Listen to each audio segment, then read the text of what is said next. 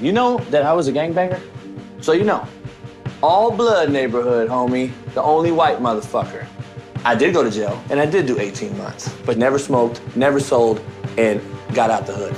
Because you know why? Character fucking counts. That's the gangster, dog.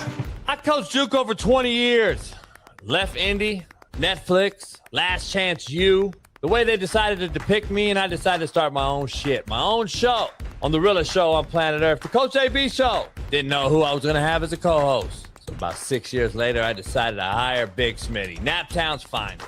I found the best young producer in the biz in Big Bailey. Now we're on the brink of becoming the biggest show, the realest show, and the best show on the internet. Just like I did unintentionally while being filmed on Last Chance U, raw and uncut. Coach JB and Big Smitty every single day, 6 to 9 a.m.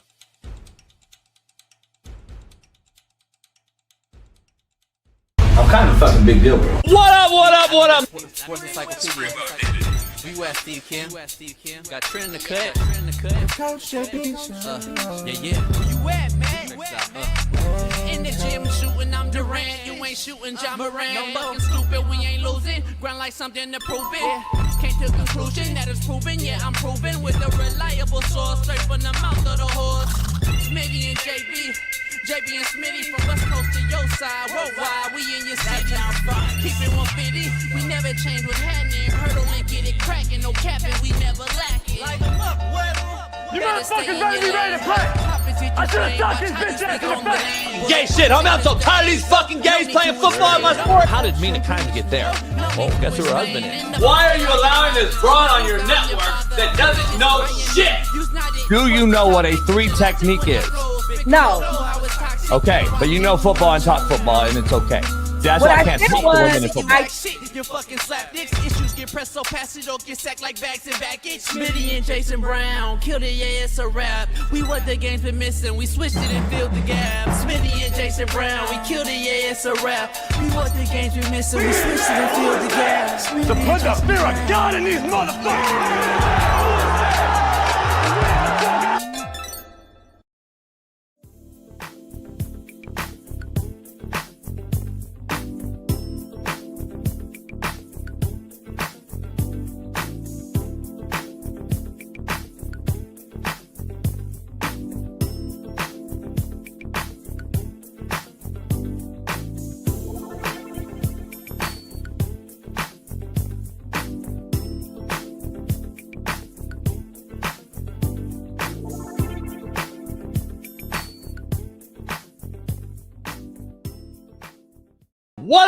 What up, man? We're in the building. Free Game Friday. So pound that like, subscribe, become a member if you're not one.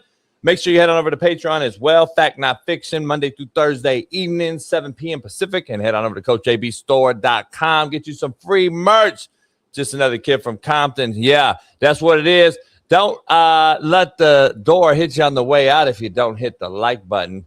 Because we got a loaded lineup. Big Matt will join us. LC will pop in, give us some new breaking news on the latest current events she's covering. And it's Free Game Friday, so let's let it begin. Bama has a scam artist in their midst. And this is exactly why you don't pay 17 to 21-year-olds to play football millions of dollars. They will still screw it up and aren't mentally mature enough to handle this responsibility. Fact, not fiction. Their parents can't tell them anything, and their coaches have zero impact on their lives anymore, as we once did. This is the biggest factor of them all.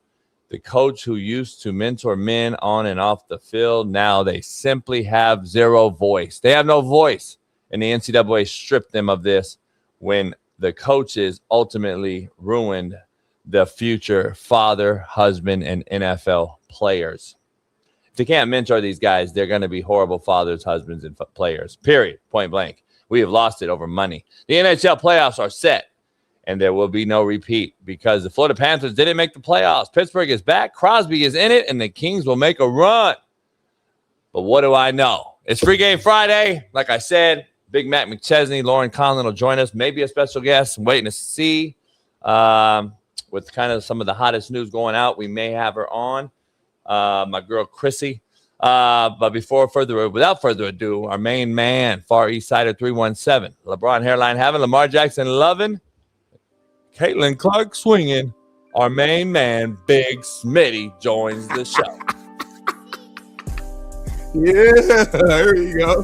The music be a little low sometimes. I can't hear it all the way. I know, I heard low. it that time. Yeah, I'm turning. Yeah, I got it now. We good now. I like that beat, homie. It's Free Game Friday, homie. You got on black. I got on black. We got Keith Smith in here. TJ Too Nasty. Shats. Life of Shiz. El Monty. Who was that right there? Guap MT. John Doyle. Von Dub. S. Morgan. And Il Bill. It's going to be a loaded show, homie. I'm not shouting you out if you're not a member. Stop asking me to shout you out if you're not green. If you're not green, you're not saying. Jemele Hill hot at Kevin the Trucker. What you mean? Like Jemele said something to him like specifically? Really? Oh. Kevin the Trucker is hilarious. See, I don't be on social media all day like y'all. He did the video. With a white face.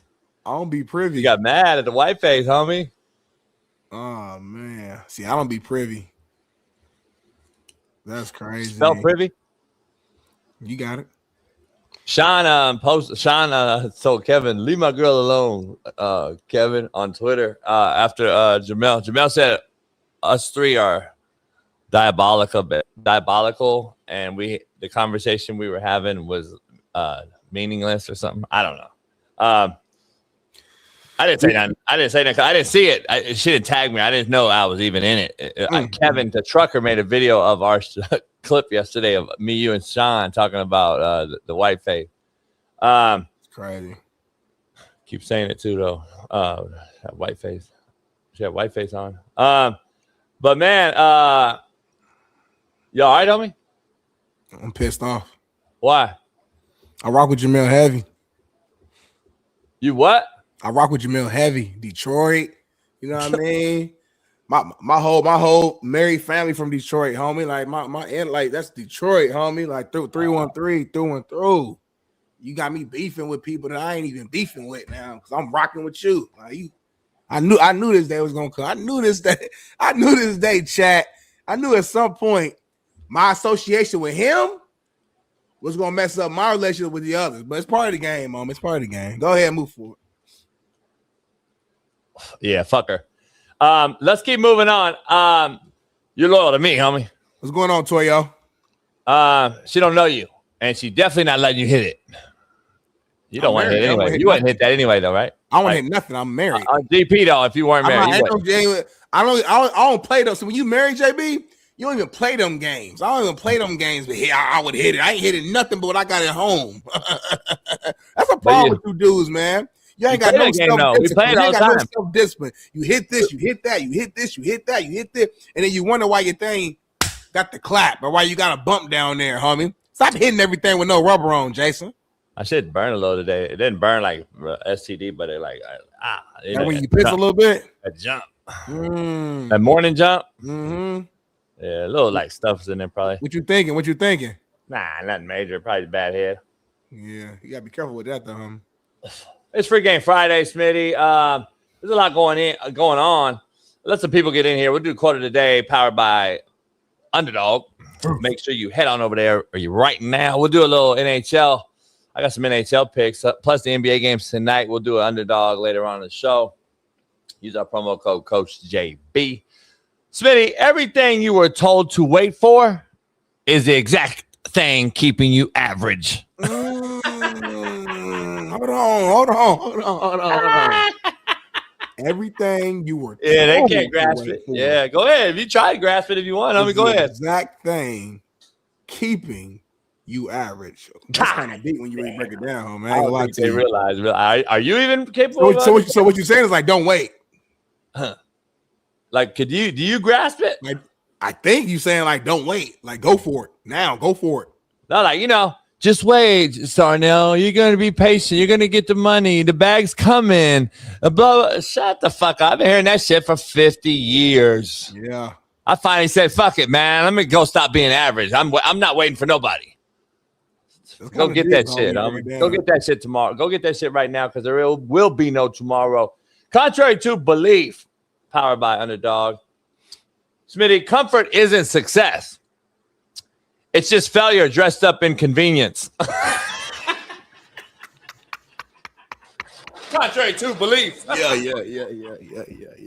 God damn, homie. I got these deep in the bag today. I was digging deep. I was getting through my shit. I was like, man, I'm just a dude from Compton.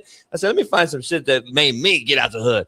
So I was like, Smitty says it every day. He post road. I said, let me dig it up deep, man. And comfort isn't success. It's just failure dressed up in convenience, homie. I'm tired of hearing about, I just want to be comfortable. I just need to make $100,000. Shut the fuck up. $100,000 can't take care of the yacht right now every day. $100,000 ain't nothing. It's crazy. Like when I was in college and stuff, $100,000 was my goal in life. That was the goal. Like when I graduated, I'm like, I'm gonna make $100,000. I'm good. Man, what? Stop. At the same time, though, I thought I was gonna be in Indiana. Though $100,000 go a little further in Indiana. Still, I can't make $100,000 a month. Like if I make $100,000, if I make less than $100,000 a month now, I'm fucked. Huh? Nothing. I'm just. You said if, which means you're currently making that a month. What's up? You said if you did not make that, you would be screwed. Which tells me. The poll question, Smitty. The poll question is funny you asked that. Is the NIL the best or worst thing to happen to college football? Go. Yeah. At least be real. Keep it real. Go ahead. You're trying to trick me right now, so I'm gonna answer it this way. I don't want you to answer it this way. I don't want you to answer it that way. I don't want you to answer that way. NIL isn't the best or worst thing in college football. It's the portal. It's the portal that's the worst thing for college football. We discussed it. You're trying to put me in a hole. You're trying to put me in a box and make me. So that was the real. So it's funny you say that. It's very funny you say that. Very right. You always are like you kind of try to be on my page for some reason. And you're this guy. You're black. I'm white. It's weird that you try to be on the same page as the white. Here's the thing.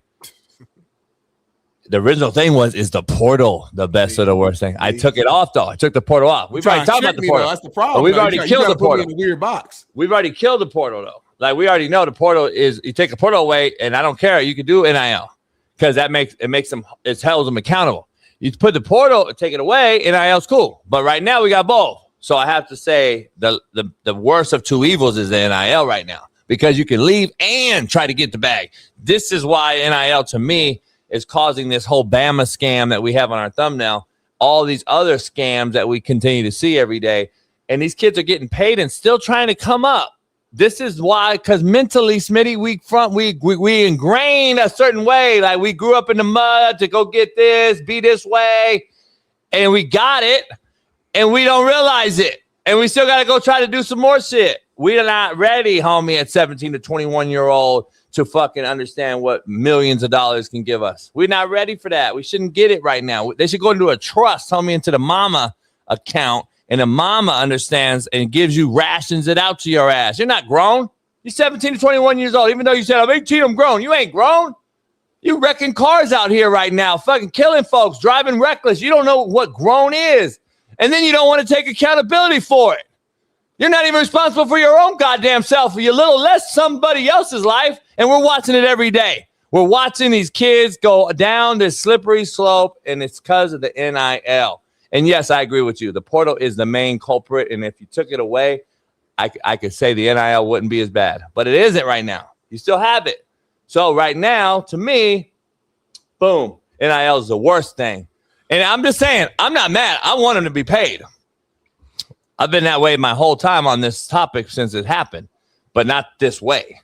And that's what I want to be clear. A lot of people are with me on that. I want them to be paid, but for their name, image, and likeness, as it was intended to do when Ed O'Bannon did it. Like, this isn't what it was intended to do. Pay for play is professional football, homie. This is why these kids are not professionals, whether you want to call them that or not. This is not professional. These are a bunch of road player mercenaries that are hopping shop every single year to get a bigger bag. That's not what football was intended to do. We lost, Smitty, not long-winded rant. We lost the root foundation of what college sports and athletics were intended to do, which was have coaches. If they did it the right way, we always had shady coaches too. The right coach that wanted to mentor young men and on and off the field, make sure they were the father figure to them on and off the field. So when they left the house, they came to another comfortable environment, but being uncomfortable was being comfortable. because we had a person on our ass, making sure we didn't fuck up, doing shit that we were allowed to do at home, maybe because our mom was working 4 or 5 jobs.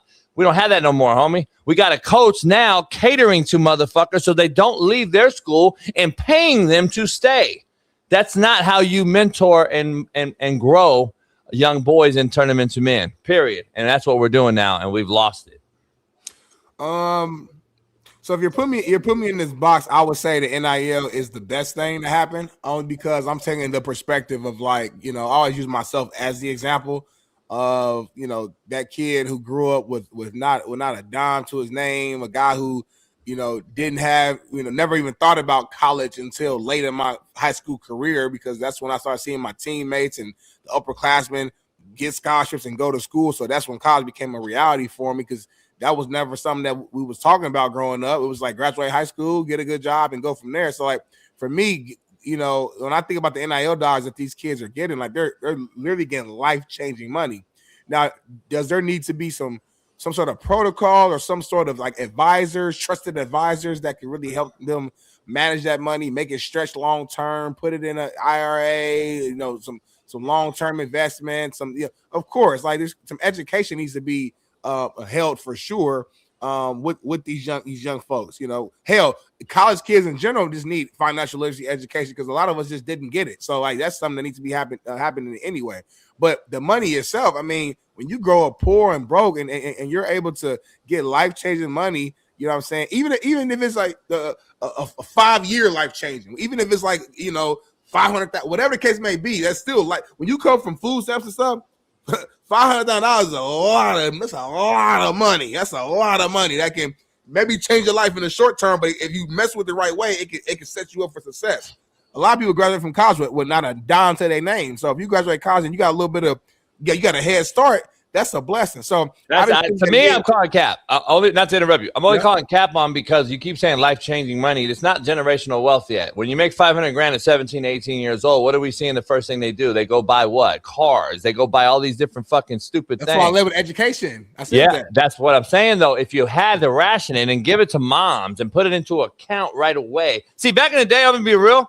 If you and I had a mom that we respected, so what we did was, if whatever the fuck she said, we did that shit. And I think that was the generation prior to a certain age. Meaning this, I came up on some cheese before, Smitty, doing some things that I'm not so proud of, but I did it. My mom snatched that shit from my motherfucking ass. Where'd you go? She does her hit next. She took it from me, and I yes, mom. She took that shit, but she used it too, though. She didn't turn it in. Contrary to belief, she wanted that shit that I got. So guess what? Yeah, we still put this in. So guess what, homie? Yes, mom. You know what? Too. My mama didn't steal from me though. So I did help with certain things sometimes, just off the natural like strength. My mom, what? No. I said about your mama. I said I stole from me in a different way. I said my mama. I'm saying she stole from me. No, I didn't say your mom stole from you. I just said my mama didn't steal from me. But that's saying my mom stole my shit, which she did it though. She did. Huh? My mom did steal the shit I stole. But anyway, here's the thing, homie. At the end of the day, $500,000, we keep putting it on a pedestal like pussy.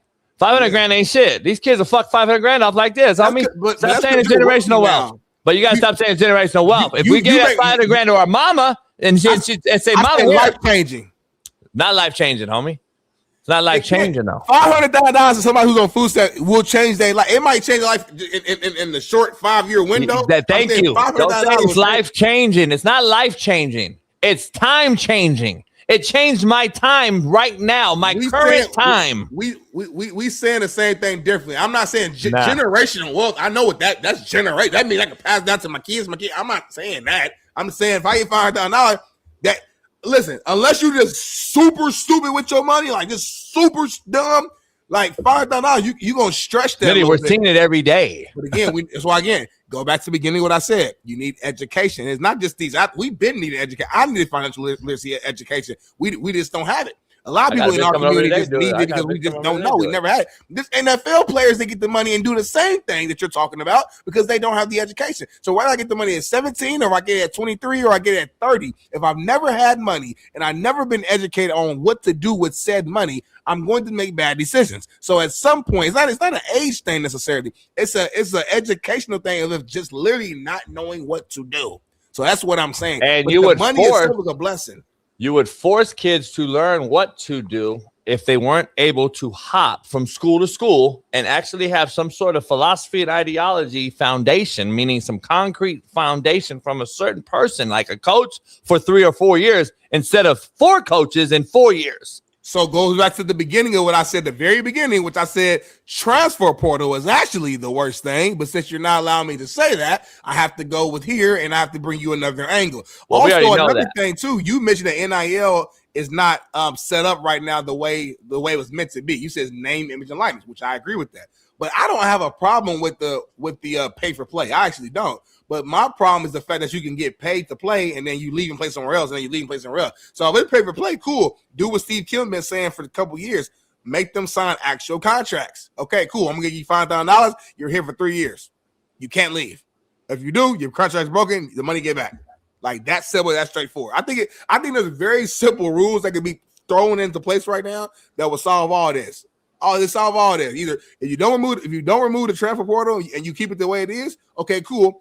Put them on contracts then, year-to-year contract, 2-year contract, whatever the case may be, or just remove the transfer portal and then put it back to the old school rules. You transfer, you got to sit out. Point blank, period. I think it's either one. You switch one, you pick one, you good to go. I just think we've created hard heads, which create soft asses, and we've created soft asses, and it's turned them into hard heads. Because this was happened. We got kids getting paid millions of dollars and still trying to go do a Ponzi scheme to get more millions of dollars, and they don't even understand what's happening with the. He's not from this era, though. That's one thing I want to make clear. He played with like AJ, and then he's like 2010. Like he ain't no. Yeah. But here's my point, though. He's doing it from what? What's currently going on. He's allowed to go do what. Because nobody knows who the fuck he was when we dive into this topic, but he played it off at somebody else, Smitty, and nobody knows because NIL's going around so rampant. Cats are getting so much money, homie, so fast that it's just turning these motherfuckers into what do you call them, snakes? Well, they're all snakes, but like what's the word where I'm gonna take advantage of you? Like it's a street agent basically trying to go take advantage of these youngsters. We're seeing it every day. Now that the money's out there and these fucking vultures can see that kids 17 to 21 can go get millions of dollars, they're going to do every fucking shady thing in the world to try to manipulate that kid to earn gain on top of it. And you got a lot of shady cats now in this business because we've never had it this way. Kids couldn't jump around. Now we got high school kids, Smitty, demanding bread up front before committing to the school. This is the new thing now. Like, come on, homie. We got some drama going on right now. There's no way to get this back. Like, you can't get this back, homie. We got some what, homie? So it's just straight drama, homie. It's like, what are we doing? But I don't know. We're gonna get into it. I know we will, but the shit is just roll into it right now. I feel like it's more of a perfect transition, in my opinion. But if you ain't ready for it, let me know. We can do the thumbnail real quick, and then we get back into this because I got something for you. Yeah, I think it made more sense. So I'm gonna go ahead and read it then, Bailey, and set it up so everybody can know what's going on. Former Alabama player Luther Davis dressed in wigs and makeup to impersonate NFL players in an alleged $20 million loan fraud scheme. Davis is a member of Alabama's 2009 national championship team, and he's accused of posing as players like Michael Penix Jr., David Njoku, and Xavier McKinney to secure fraudulent loans from multiple lenders. According to federal filings, he and an accomplice created fake companies, bank accounts, and IDs tied to the players, then attended virtual loan closings in disguise to complete the deals. In total, the scheme allegedly involved at least 13 loans, totaling nearly $20 million over a 17-month span. Davis is now facing charges of conspiracy to commit wire fraud and aggravated identity theft, with the fraud charge carrying up to 20 years in prison. He is expected to plead guilty later this month. This is insane, man. When I read this, I had to make sure it wasn't the wrong, like one of those fake pages or whatever. Not on 3 Sports, but no 3 Sports. This is crazy, homie. But seeing this, like he really got dressed up and went to the bank and stuff, and now the whole. I'm trying to figure this out, homie. How does that even work? I'm trying to figure out how he got qualified. Thank you. That's where I'm at. Because I He had to know somebody who worked at the bank, right? I can't get qualified for shit. So he had to have a good credit score, or he got their social. Like, what's going on? He got to know somebody who worked at the actual bank or something. He got to. It's something we missing here. Like, how did he get the bread? How did he get qualified or even pre-qualified? I know he had the IDs and shit, but you got to have everything that it says right here: bank account, ID, social. Fucking, they got to run concurrently. And I'm gonna be honest, when you run this many open loans on a credit, they're gonna get tagged and hit, and you're not gonna get qualified for every single fucking one of those. Like, I'm trying to get the boat loan right now for the big yacht, homie. They said I got a house loan, I got 2 cars, I got this, I got a jet ski. They won't let me do it. But it's all under your actual name. I don't think they running other people's credit. Yeah, so he went and got Michael Penix Jr. Bam, got a loan. He went and dressed up as fucking Penix. Njoku. Bam, got a loan. Then he went over and dressed like, AJ McCarron. Bam, got a loan. Then he went and dressed like T-Rich. Bam, got a loan. Then he went and learned Siski. Bam, got a loan. Like, what's going on, homie? Like, so that's him, homie, Jemele Hill? So wait, he went Jemele Hill? What? Huh? My thing is this though. He don't look nothing like Michael Penix. He don't look nothing like David Njoku. Well, he damn near do though. Look at me out right there. That's white people right here. Yeah, black folks. How can we all look alike? You don't look the same. None of them, homie. Yeah. So I'm saying, but put the wig on him though. Like, she got to use her mind, homie. Put the wig on him and now tell me. Put it on your mentally, like subconsciously. Go. Yeah, I just did it right now. ChatGPT, put it on there and let me see a picture of it, homie. Why does Michael Penix got the wig on, homie? He don't wear. That's not his hair. I don't get this picture. So I don't even get that point. Like that. Yeah, I don't get the picture. It should be flopped. Yeah, it makes no sense. So the Penix thing's fucking me up. I get Jemele Hill. I'm not getting the other cat. So it's fucking me up again. So I don't get it, Smitty. Like, it should be flopped, right? So here it goes. These are the 3 guys they say he dressed up like. Okay, so the wig probably came in the part for David Njoku and McKinney because they got dreads and stuff. I don't know, homie. He went to a all white bank and they think we all look alike. That's the only way. Bullshit. I'm fighting. Brothers, we're like, bro, you ain't I'm fighting reverse racism on this. I'm fighting reverse racism on this. I think that the brother went into a bank that he had some insight with. Maybe. I believe. Might have been AJ and them because AJ and them homegirls probably run the bank. And small town Alabama, they all know everybody. I ain't snitching on my homies. I ain't gonna play around with them type of I think AJ's people got him the loan, homie. Wow. I gotta call AJ. AJ, I rock with you, AJ. I would never even put you in that position, head coach. I don't even play. I'm from that town, from Post Road. I don't even play them games, AJ.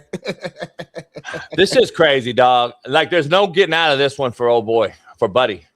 It sounded like Buddy could have made it if he people they get too greedy. So what's gonna happen though when Penix gets home from a game though, and his girl go like, "Hey, what's up with this Amex card? Why you paying fucking $200,000 a month on this card?" And he'd be like, "What the fuck you talking about?" Because sometimes you don't see the money. That's another financial literacy issue. Yeah. But I don't see a lot of the money. I have to look at it like, damn, who got hit for this? And so then I look back and I'm like, wait up, that wasn't my shit. So a loan's on Penix's name and he didn't know. He'd been playing all season. And he get home, his girl or wife find out, or mama, or so whoever handles Penix's shit. Yeah. Think about that, homie. Yeah. Like now, so you're telling me there's open loans on these cats' names? Yeah. I think homie would have been cool though, because I think the first 2 names he got away with it. He started with McKinney. Ooh. Then he went into David Njoku. If he stopped right there, he was good. He added in Michael Penix, and that's when they got people take a step too far and they get caught. You got to know when to get out the game. Jay-Z used to sell crack cocaine. I think it's the setup. The cops put him over one day, and they did not check the trunk. Look, if they checked the trunk, he would be in jail for the rest of his life. They didn't check the trunk, JD. Haven't dealt with the feds. As a learning lesson, he changed his life right there. Stop selling dope. Haven't dealt with the feds my life. Doing the stuff. Anyway. Haven't dealt with some stuff. I think it was a setup. We call it a Holy Ghost setup. That's what this was, in my opinion. Now Explain that. So I'm hearing you, and you're hitting little points, and then I'm like thinking. The longer I'm thinking, I'm like, They knew the whole time. He went in there the whole time. They were like, man, that ain't Michael Penix. And they let him do it, homie. They let him fucking do it and then did it again. And then they start tracking him. And then now he showed up as McKinney. And then they were like, oh, bam. Then he showed up as old boy with the hair. Homie, they knew it. That it was a bigger thing. They knew it, homie. They had to get him. They caught him from. They let him do it. Oh, they let him. They let him bury himself. Put himself in jail. He put himself in jail, homie. And they knew the feds did it. They're not dumb. They're not dumb. That's what they do. That's what they do. They do that to set you up, Smitty. I think they set him up. Text T Rich right now. Tell T Rich to call him for 5 minutes and talk about his teammate for a minute, man. This is cold blooded. They set Buddy up. Who's they, homie? Y'all. Smitty, I got a game for you before we get going. There's a little game to play because I got a problem with these dating sites. All right.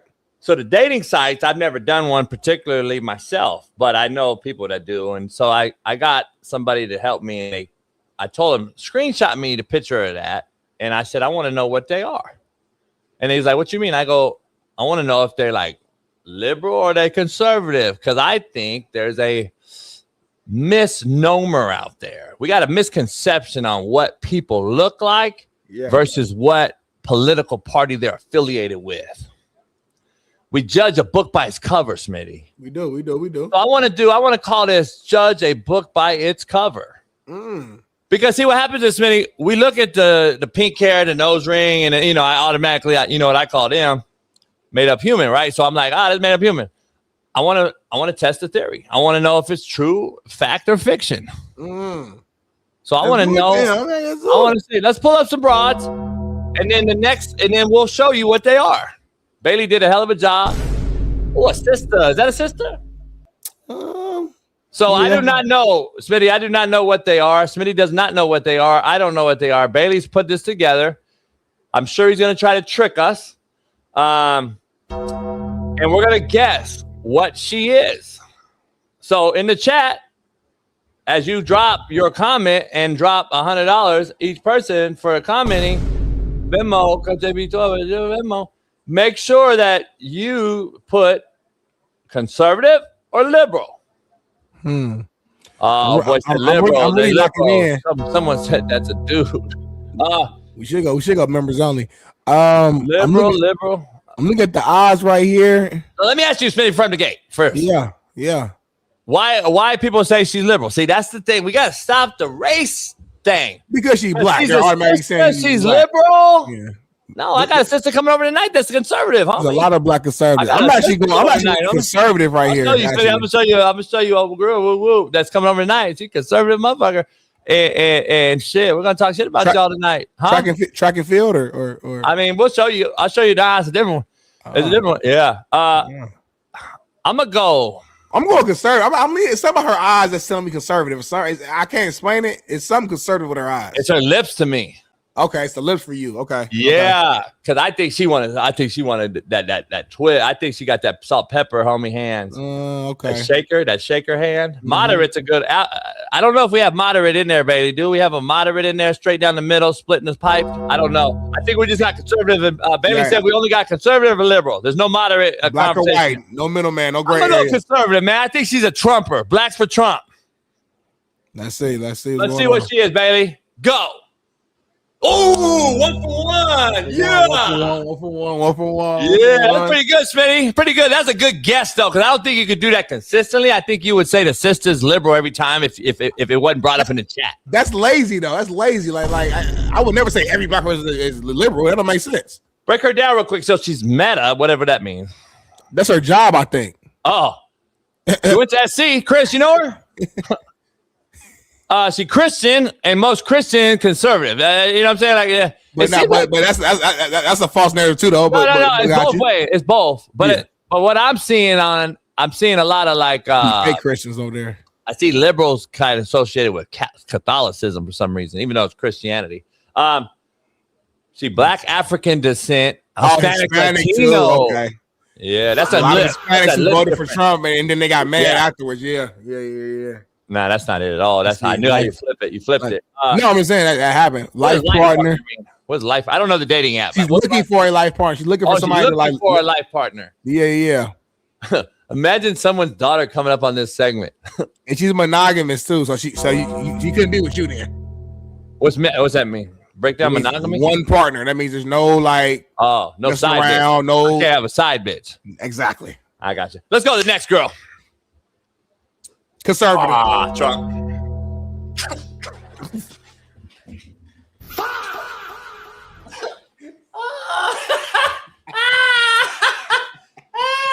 That's too easy, homie. If this bitch is liberal, homie, I'm gonna be fuck. I'll give money to somebody. She look like what's shorty name? Erica Kirk, homie. Like this is look like shorty come on the show right now, huh? This is the picture for the conservatives. Like in the dictionary, you see this girl. Kirk, that's Kirk. That's Kirk cousin, or at least they family. Liberal, homie. Oh my God, some people saying liberal. If she liberal, homie, show it, Bailey.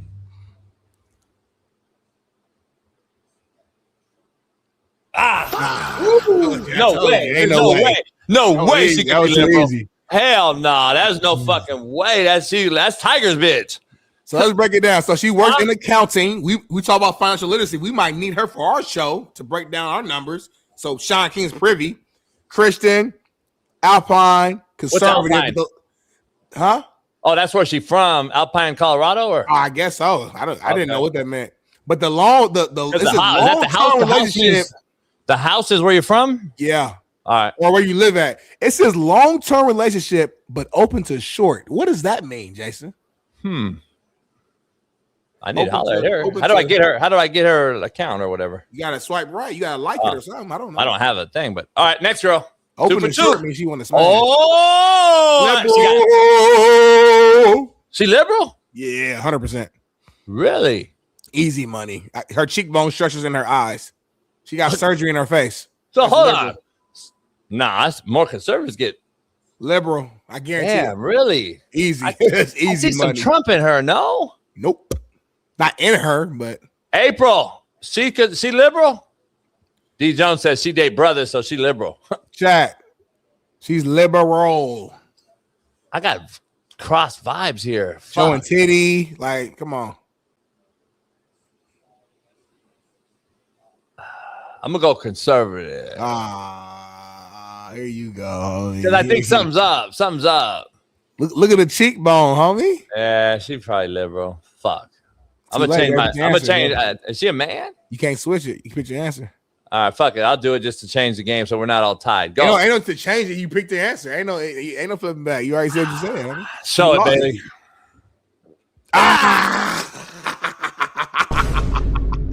Hey, I'm cold at this game. I'm cold. I got cross vibes, April. Real shit, huh? She might be a dude.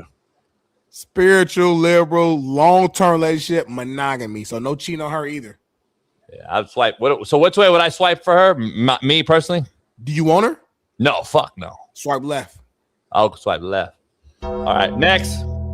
So Smitty's up 1. Liberal. Oh, fuck. That's a dude. Let's move on to next. Let's move on. Next, liberal. All fucking day long. Not even talking about That's fucking easy. That was too. I don't even respect that. So at least Smitty knows is. Oh, is this the same broad? This is a tricky one. I'm looking. She's liberal as fuck. You see the tattoo, so you think liberal, but conservatives tatted. Conservatives are tatted. She conservative, homie. Watch on everything I love. She conservative, homie. Watch dead homies. I'm liberal. I'm going liberal all day long. On Lord, she conservative. Watch. Look her eyes. I'll tell you why after. Go, baby. Her show nose, it. her dimples, Hold this up, baby. Show it. Tie it up. Come on, Bailey. Come on, Bailey. Yeah. We're back tied, homie. We're back tied, homie. Hey, dog, did you see her? Show her back, Bailey. That's the liberal. She got the gray short hair, homie. That's a liberal. Gray a little bit. That's like the farthest left broad you could think of, homie. She's right there by your house. She lives right by your house. She's at Farmer's Market right now. You don't know where I live at, so. But she's at it's the hair really more than the tats, homie. Because conservatives got tats all the time too. It's the hair, homie. That's liberal like a mother. And the teeth. And the teeth. She got them bugs, bunny teeth. Okay. Next.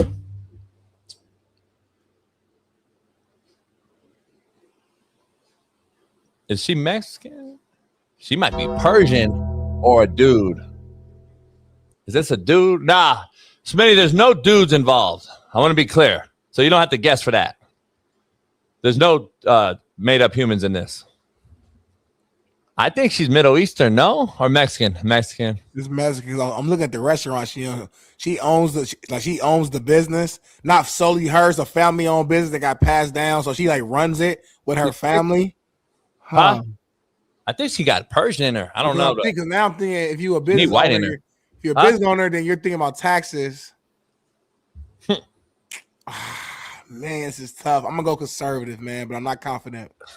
Oh, I get liberal vibes from her. Yeah, but I'm gonna go conservative because I think she's a business owner and taxes and a favorable for right. And I just I'm gonna go liberal, Bailey. Fuck it. I'm not confident though. Oh, we ain't got one for this one. Okay. He's the one we don't know.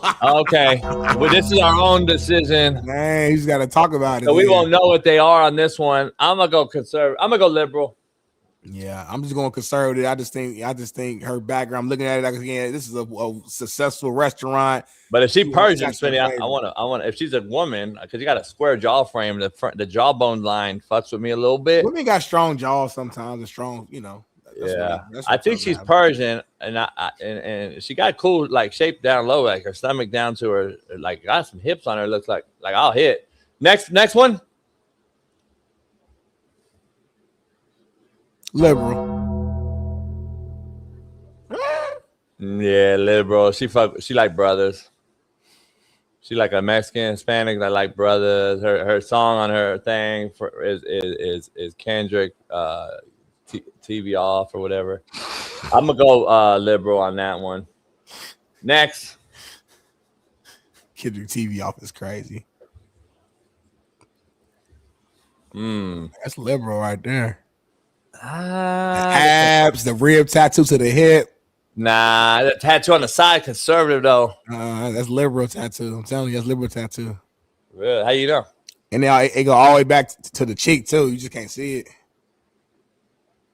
Any more? Yeah, it's liberal.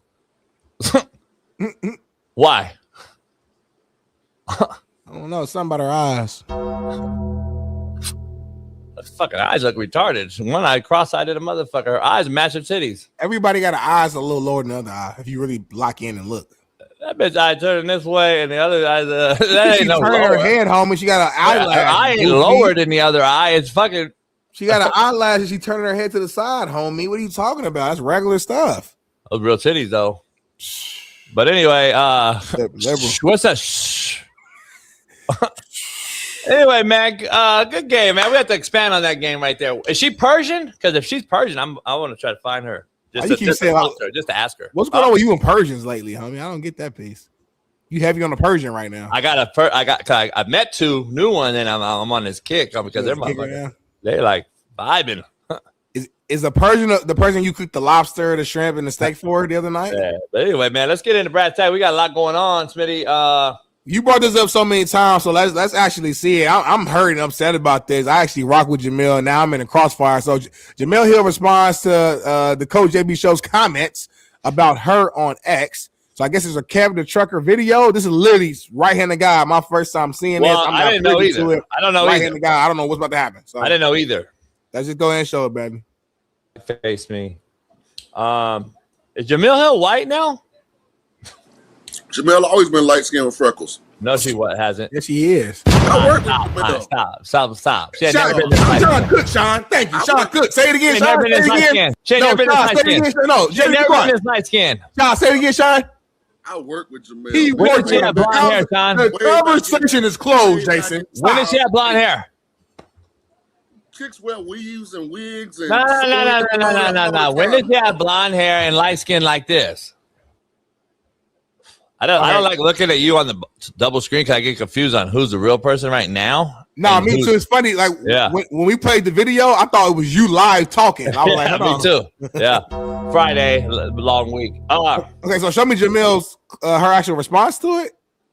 Really, this is such a stupid conversation. I never have and never will bleach my skin. I'm light skinned, and I believe I had on my small ring light above my laptop and curtains open in my hotel. Again, this is a truly stupid conversation. It's funny. If we played the whole clip, maybe I'm getting too confused. Didn't I grab my ring light that day and I was showing y'all like, hey, her skin is light because of the ring light? I literally did this during the clip. I told y'all this, homie. Jemele, I'm gonna respond to you here during commercial break and let you know that I'm privy to what you got going on. I actually rock with you, Jemele, so it ain't no beef right now. It was a stupid conversation, but we have stupid conversations on this show sometimes, and we had to correct our racist host who was trying to say that you bleach. I don't know what he was trying to allude to, but me and Sean King actually protected you and defended you. Sean said he worked with you, so he knows you a little bit more firsthand and seen you in person. I've actually ran into you once in person. You wouldn't remember at the damn what's the breakfast spot around the corner here in the hood? It'll come to me here in LA. So listen, we know who you are. You black woman, you obsessive, you speak on what you speak on. People might disagree, people might agree. That's part of the name, that's the name of the game. You keep doing what you're doing. Detroit, Michigan. Jemele, don't come to LA. She be in LA all the time. I know. She lucky I don't have a homegirl from Compton. What's the breakfast spot around the corner that I'm thinking about right now? She did a project here in LA. It was a couple years ago, homie. And I was just so happy. I was eating breakfast with the homie. Came in there. They brought the camera crew in there. I'm having a brain fart right now. That's a popular spot too. Come on, Smitty. I think she's dumb. But let's move on. Breakfast Los Angeles. A reporter, Smitty, is serving spoon. My fault. We don't care. Nobody likes her in LA. A reporter asked Ozzie Fudd about her relationship with Paige Beckers, but the Wings media team said they won't be commenting on their players' personal lives. Take a look. Take a gander. Last year on TikTok that y'all were a couple, and I'm wondering if that's still the case, and if so, if y'all talk to me. I can't hear shit. Is there something talking? They are just extremely low. I don't know why it's so low. So, babe, just for the chat, y'all know y'all can't hear this. We might as well. The reporter just did exactly what JB said. Asked the question. As he didn't even respond or get a chance to respond, immediately her media team jumped in and said that she wasn't gonna be answering that question. That's what it was. So, listen, the media is gonna ask these type of questions because, I think Paige made it public. They made it public like a year ago that they were dating. Now, again, I don't know if they're still dating. I have no idea. Maybe they broke up. I don't know, but this is something that people gonna want to know about. You know what I'm saying? You just got drafted, y'all teammates. Arguably gonna become the two, best players on the team. I would say maybe not year one, but the plan would be to probably build around you too.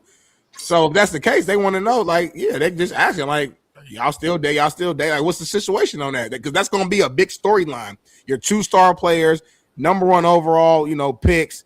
Or in a relationship on the same team. That's a big time story. So I'm not mad at the media member for asking that question because, like you said, and if it was it's hard to compare this, but if this happened in men's or whatever the case may be, they would ask the same question. If this happened in any other sport, they would ask the same question. So yeah, I don't know. I don't see the big care about this. And maybe just in this moment, since she just got drafted, their media team trying to protect her for some reason, but I don't know.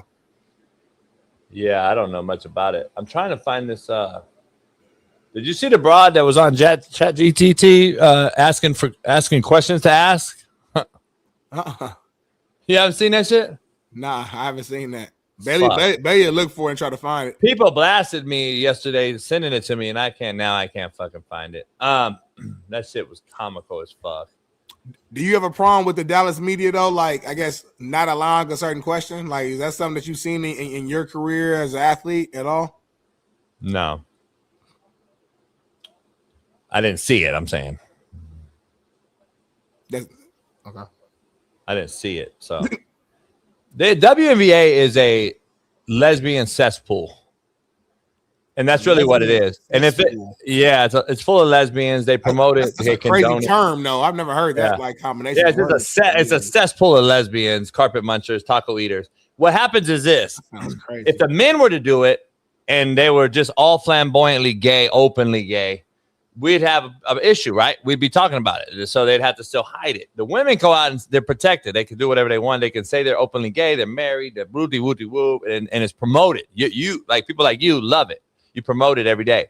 and you don't understand the ramifications it has on like I promote girls like my daughters and shit. You don't get it because you're not old enough to understand it. Your daughter's a grown woman, homie. Your daughter's a grown woman. She ain't no little impressionable little kid. Daughter's 30 years old. They're impressionable because they're WNBA players, so they're definitely impressionable upon our young kids. If you don't believe that, then you're actually just saying retarded shit right now. Your daughter's 30. 28, 30, yeah. All right, That's what I'm saying. Damn near 30. I said it'll raise people like having a daughter. I have a daughter. You don't. I'm saying it's going to raise girls to be daughters that are going to look up to these motherfucking taco munchers, homie. That's all they do. They promote it every day, though. It's just always down my throat. I'm lesbian. I'm married to I don't give a fuck. That's why nobody watches your sport, homie. Like, it's a cesspool of lesbians, homie. First of all, the ratings have grown year in and year. The ratings continue to grow. So you saying nobody watch their sport is just false. So at some point, you just look ignorant and slow when you say that comment. Number one, You've been proven online to be wrong. Number two, you're wrong. Number two, the women ain't just sitting here and just I'm lesbian. Like nobody's saying that. Like you're just making. Yeah, they do. You're just making stuff up, now, homie. How do you figure? I can show you 1,000 videos right now.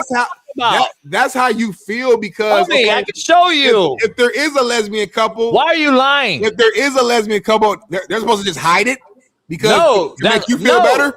So, my point is, homie, I just are dating and they take a picture together hugging. What's the you don't listen? See, you hear my tone. You don't listen to my message. I said if men did the same thing, and they came out pushing gay and me and Galen Williams are fucking in the locker room, we would have a huge issue out there.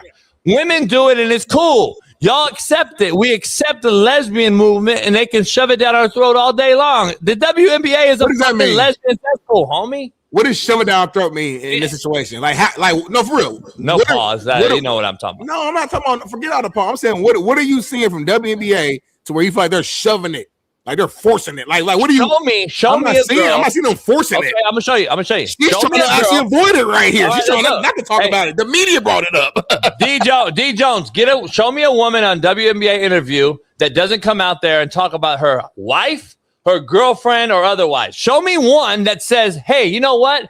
My husband and kids are at home, and I'll be home to them soon. Nobody talks about there's no family at all but with these bras, homie. It's all lesbian agenda. It's all lesbian agenda. The biggest player in the game, Asia Wilson. Stop it, homie. Stop, homie. Everything is a fucking agenda. The biggest player in the game. Everything is pushed. There ain't no one fucking traditional family value at all with these bras, homie. Plum was engaged in a relationship. Stop it. Stop, homie. You got two girls? No, homie. I'm not sitting here and spend an hour going through everybody who's straight. Smitty, you know what I'm saying, Smitty. Show me the wife. I want to see it then. You gave me 2 examples, homie. I can give you 50. You got apples or oranges, homie. I'm not about to sit here and go through every player that's straight. Because you know it's right. You know you're wrong. Well, no, I just don't pay attention to that. Because you know it's shoved down your throat. You don't give a fuck. It's not. You don't have no dog in the fight, homie. You don't have no dog in the fight, so it doesn't bother you. Name all the lesbians, homie, right now. No, show me the dog in the fight you have. Your throat. I don't care about who they dating. You don't have no dog in the fight, homie. You don't care that our young girls are impressionable. You don't give a fuck, homie, because it doesn't affect you right now. That's your mindset. Homie, that's how liberals think. You ain't got no little girl at home, homie. Right now, it doesn't affect me, JB. I can go down the street and nobody trips on me. That's your mindset, homie. You ain't got no little girl at home. Your daughter's been grown. It doesn't matter about what I have specifically. You don't care about no City. I'm not talking about what I have specifically, homie. I'm talking about life in general. Girls, I'm the one with a little sister, homie. What are you talking about? My sister in college right now. My daughter's your age. I'm talking about little kids, homie. The classroom, homie, being taught to our little girls, homie, that dicks are okay in girls' bathrooms. You're cool with that because it don't fucking affect you, homie. Why you connect this stuff because she got a girlfriend? You're micro shit. You just take it, accept it. You sound ignorant right now. No, you sound gay.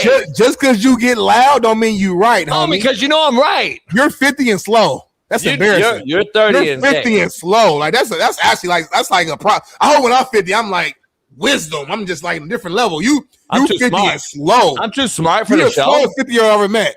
I'm too smart for the show, and you can't grasp it. I ain't never met a slower 50-year-old. Slow, like moving feet wise? All the above that too. The other day you tried to run out the thing. It was so slow. Ash was chasing you. That was the slowest movement I've seen in my life. Well, your video you said that on the video. That's the only thing. Yeah, I did say that. Yeah. The bottom line is I can still go fast. Well, And I'm too smart. Like, I'm too smart and I'm too deep. You guys don't get it.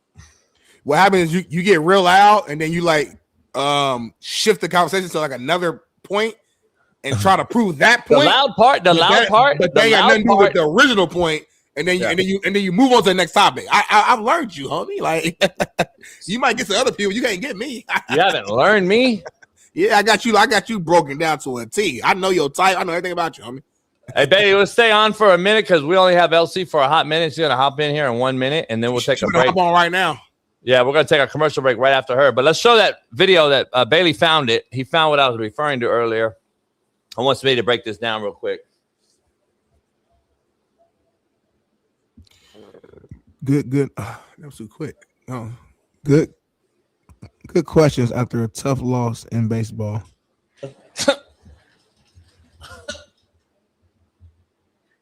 Come on, home.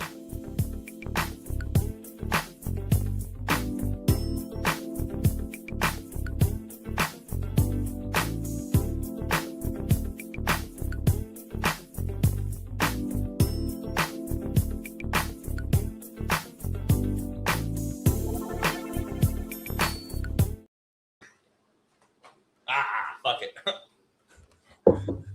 Y'all confusing the hell out of me. Well, fuck it. He went commercial. Let's just stay on until LC comes on. That's what I thought you said, and then you went commercial. So I was like, And then I was like, fucking do it. I was like, all right, Smitty, break this down. ain't nothing worse than an indecisive man. Yeah, well, I did. Break this down. Yeah. I want a smoothie. Huh? Nothing. Go ahead. Break this down. We're back. Commercial break's over. Break this down.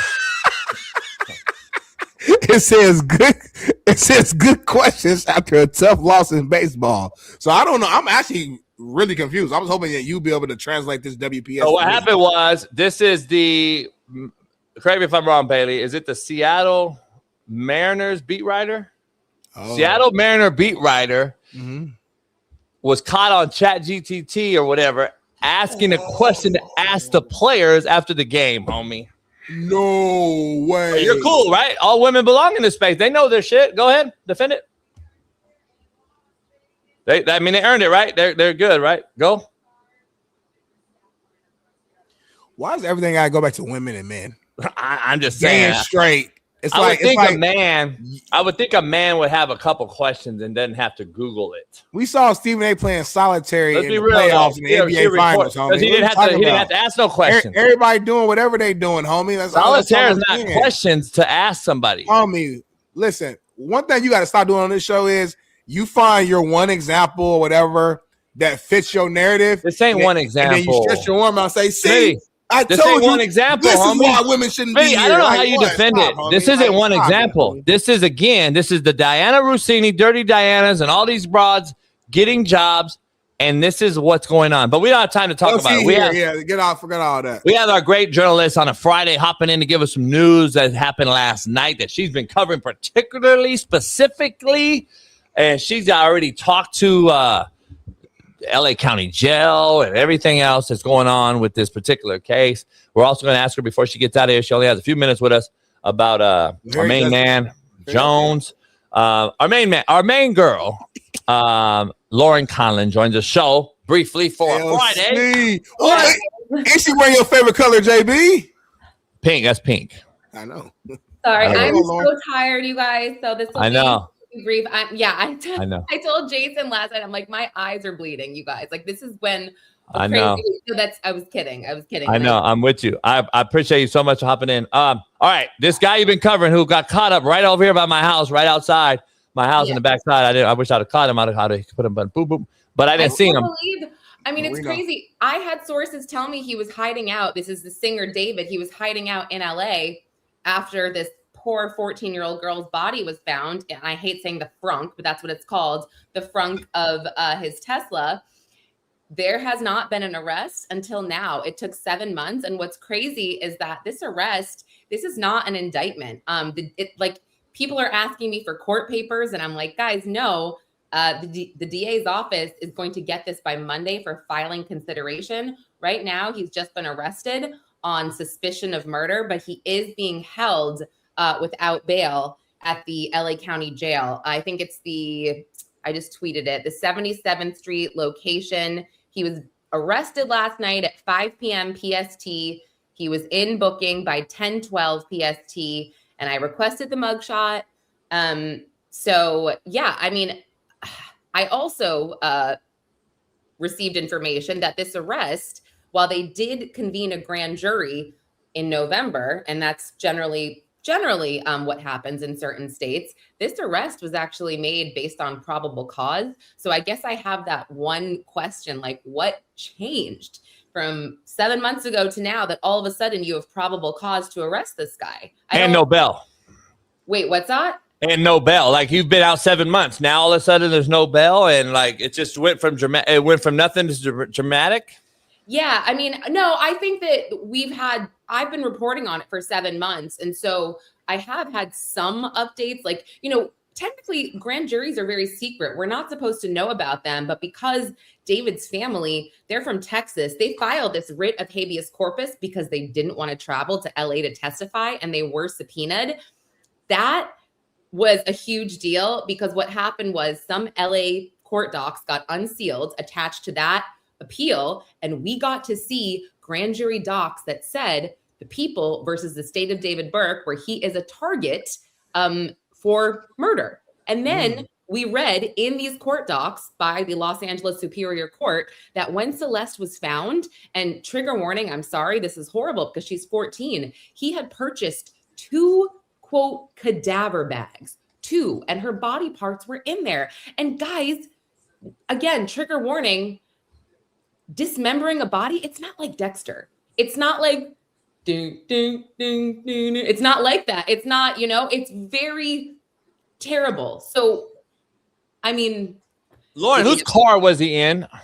Found in the body? Whose body was the car? Registered to David in Los Angeles. So this Tesla, his car, it was towed after it was parked, like a block or 2 away from his home, like very close enough. So it was towed after it was kind of sitting there for a couple months, and then towed to the impound lot. They smelled something, and then boom, yeah. Because people in the chat think it was in the parents' car. No, it was David's car. But let me read to you. I got his attorney statement late last night. Blair Burke. She's a big time Los Angeles lawyer. But what I will say about her, big time, like represented all the celebs in the early 2000s with their DUIs and all of their, like, how do I say it?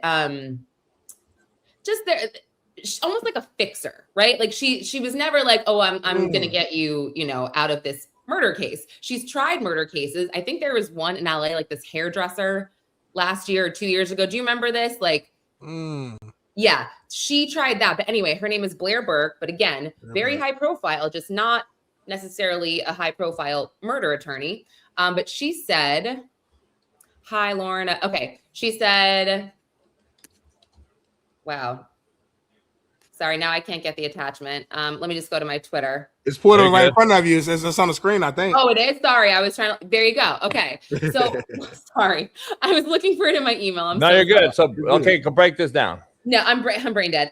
So one thing I want to point out, I mean, everybody can read it. The actual evidence did not show, or the evidence in this case will show that David Burke did not murder Celeste Rivas Hernandez and that he was not the cause of death. Okay. So I had speculated early on that perhaps she overdosed, and this is not me shaming her in any way. She's a child. Somebody gave her those drugs, if that's at all possible. And his defense is going to be like, well, we didn't know what to do. We just, I don't know. So I thought about that because also the LAPD and the medical examiner's office, it's crazy. They are at odds, and they sealed her autopsy reports. So I requested those again months ago. And then the LA medical examiner office, made a statement saying the LAPD said we have to seal these until further notice. And they were pissed about it because they know that this is public record. We have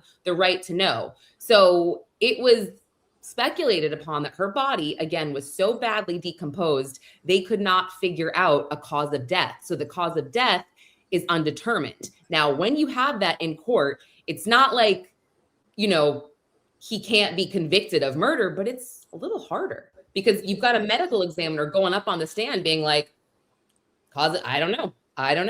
You know? How old was she? She was 14. So, like, the fact that this guy had her just off the jump street, to me, Smitty, is like, you're already guilty by association for having a kid that young in your car. That's just my personal opinion. I don't care. I don't know what happened, but I'm just saying that's What's weird. the age difference between her and him? So when they were like hanging out, she was 13, 14, and he was 19, 20. Oh, yeah, he's tripping. That don't even make sense. No, it makes sense. No, it's not great, but you know what? I think this is why this kid, David, he grew up or he came about online on you know, like social media. Yes, and he's talking to people on Twitch, on Discord. Like, this is his life. You see video footage of him, and this was shocking. I did a couple reports on this where he's with Interscope, huge record label guys, right? Yeah. Rihanna, I mean, huge. They're doing this almost like grassroots campaign for him when he got signed, where they're like loitering outside of schools, kind of waiting for these kids to come out. And granted, he's 18 at the time. Some of these kids could have been 18. Some of them are 14. But I kind of zeroed in on the schools and I started to call some of them. And I was like, hey, do you remember when the singer David, you know, was giving away tickets or like a lottery at your school? And I connected with at least 3 of them who said they were aware. They did not approve it.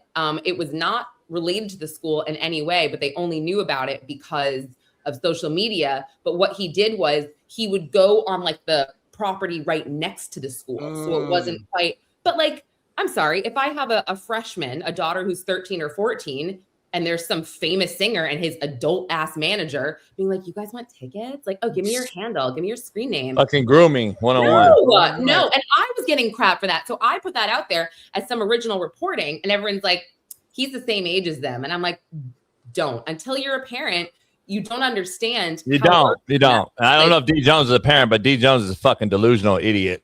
If you don't know that 20 to fucking 13 is not a fucking predatory fucking age gap, you're a fucking retard, D Jones. That's why it's the parents' fault, D Jones. Shut the fuck up. You're a fucking idiot. It's not the guy's fault at all, right? For predatory going after a fucking 13-year-old, right? You fucking weirdo. I want to point something out. People are talking about this girl's parents, and what I want to point out is, you know, they are reportedly from El Salvador. I don't think her parents are together. Her mom, from what I have learned, does not speak very good English. There's a big language barrier. When her body was first discovered, I think it was only her brother, who's in his 20s, who spoke out to the media. I tried to get in touch with him. I tried to text him. He didn't respond, which is fine. I always feel bad doing that, but it's part of my job. So it's tough. I don't know enough, I guess, is what I'm trying to say. I just don't know enough with like who to blame besides him.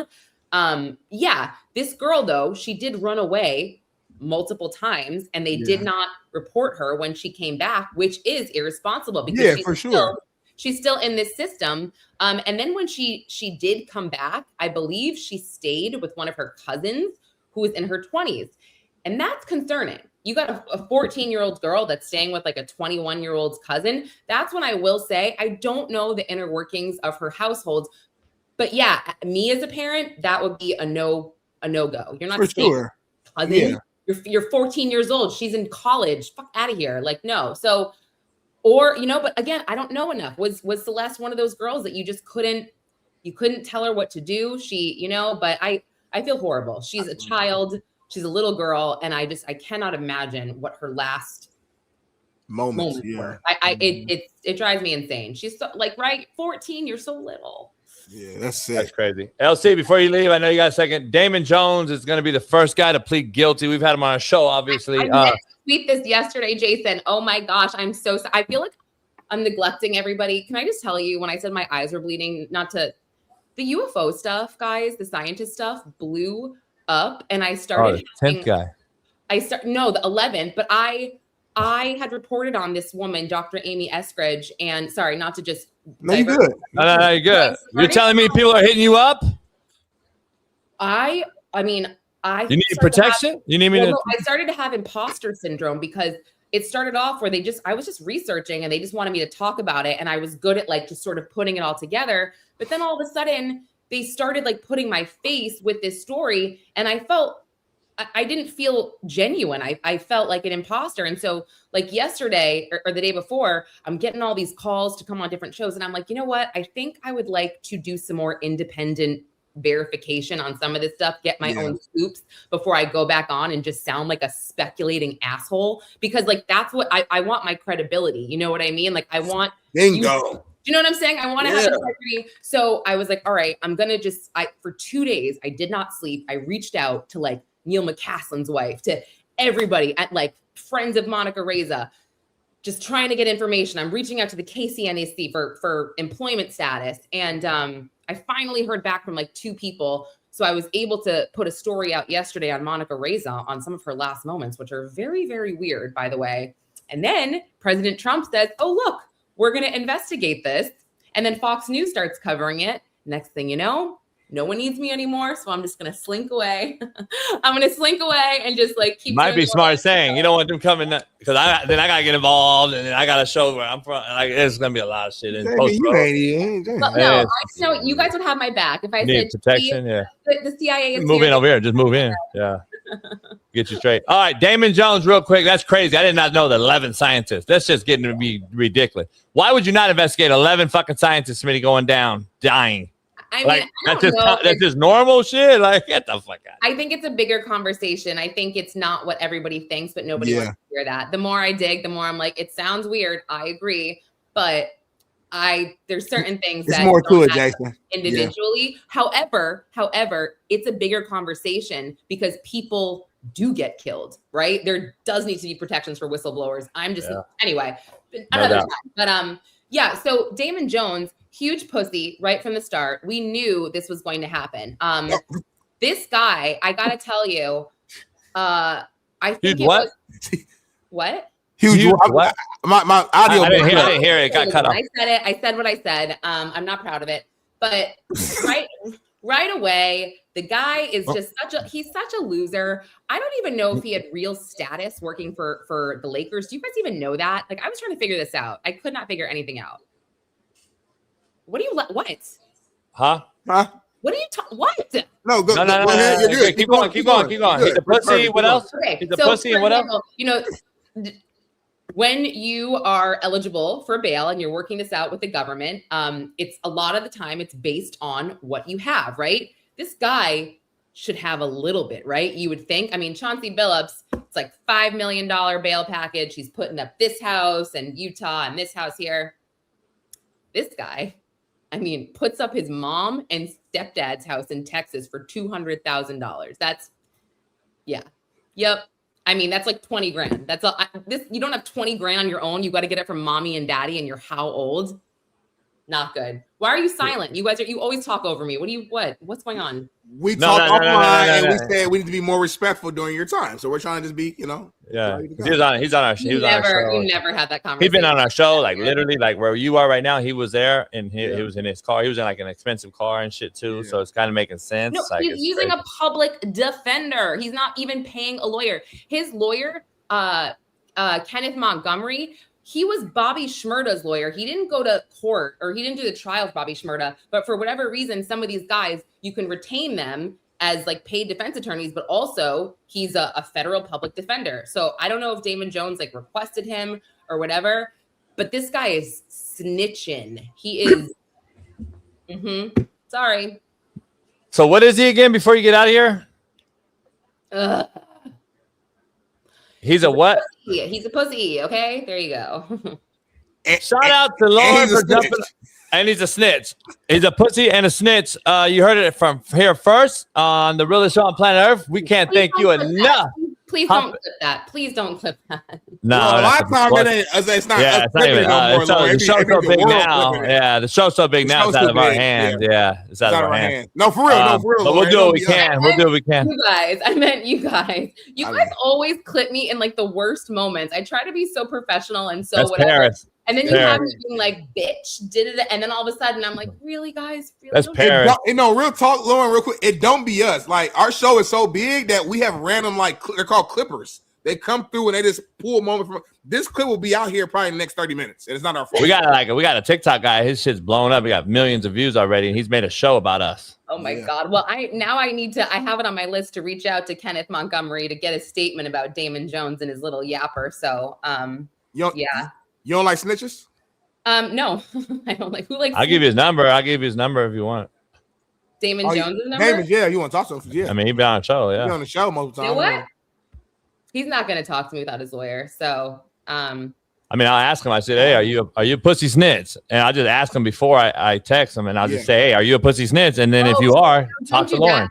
See, this is the problem. I am reporting on that case, and I'm an unbiased reporter. So you just heard me say that I can't talk to him. No, you allegedly said he was those things. Yeah, allegedly. No, always allegedly. No, yeah. It's not allegedly. You could play back the tape. I gotta go, guys.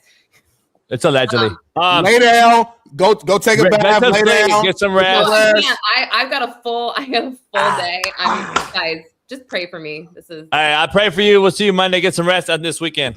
Okay, bye, guys. Have a good chat. Have a good weekend too. Okay, bye. What do you? Jay, what'd you say? Love you. That's what you said.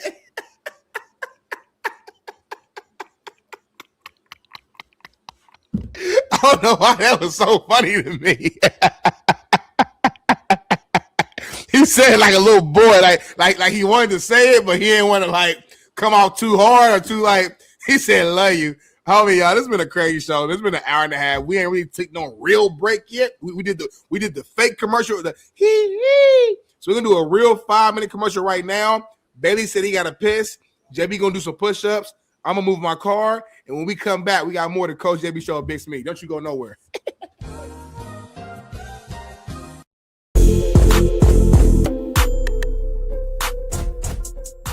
Hey, well, fuck it. I'll go home tonight. I'll drink my yak and smoke my stick, and I'll get it back cracking. Olympics, shout out to the committee, man. They've actually put their foot down finally. I don't know why it's taken this long. Transgender women athletes are now excluded from the Olympics after the IOC agreed to a new eligibility policy on Thursday, which aligns with U.S. President Donald Trump's executive order on women's sports ahead of the 2028 Olympic Games. Sean? Common sense, finally, man. I don't understand why it took this long for men and women to realize they're not equal. It's fucking ridiculous. But at least the Olympics won't have a dick swinging with females. Hey, JB, love these topics, man. Hey, this show's hilarious, man. If y'all hit that like button and subscribe, y'all are insane. This is entertaining. He loves transgender, gay, him, her, them, they, there. These are JB's. This is bread and butter, boy. Well, that was very gay what you just said.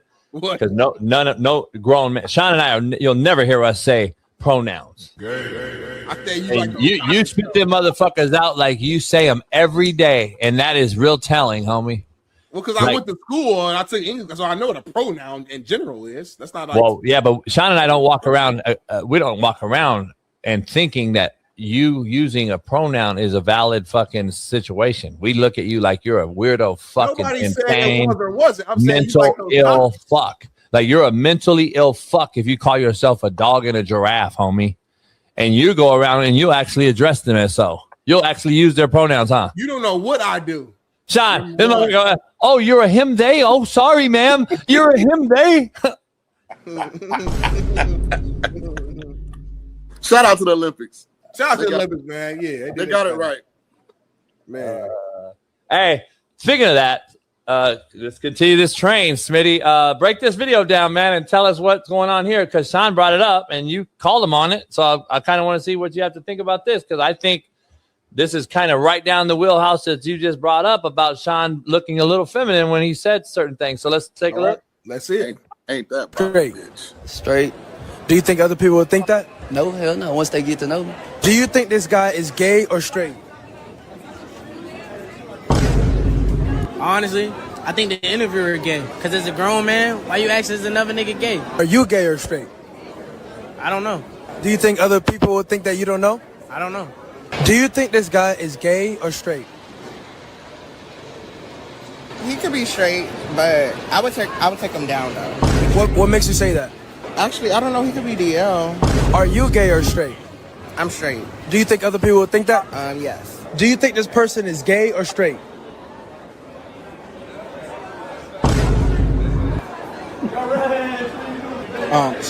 Gay. What makes you say that? I just got a feeling. Now, are you gay or straight? Bro, I'm straight, bro. I'm straight. I'm straight. Do you think other people would think that? Yes. That nigga gay as a motherfucker. His ass. Alright. What makes you say that? Because he just look gay. Are you gay or straight? Man, I'm straight as a bitch, nigga. I'm for them grave. Like a stop sign, bitch. Do you think other people would think that? Hell yeah, nigga. What the fuck? If you think that, you just gay yourself. On my mama.